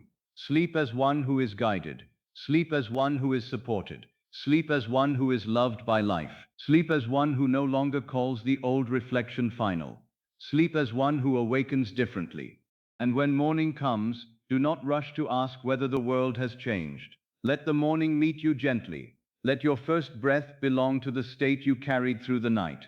Let the eyes open without searching. Let the day reveal itself one moment at a time. You need not command the reflection. You need only remember the face of peace, the face of belonging, the face of quiet possession, the face of one who no longer waits for permission to become. Let every morning become the faithful reflection of the state you carry through the night. And now, release even the morning. It does not need to be imagined further. The night is here. The room is quiet. The body is supported. The seed is planted. The work has passed beneath words. Sleep now. Sleep in peace. Sleep in the fulfilled state. Sleep as the one whose life has already begun to change.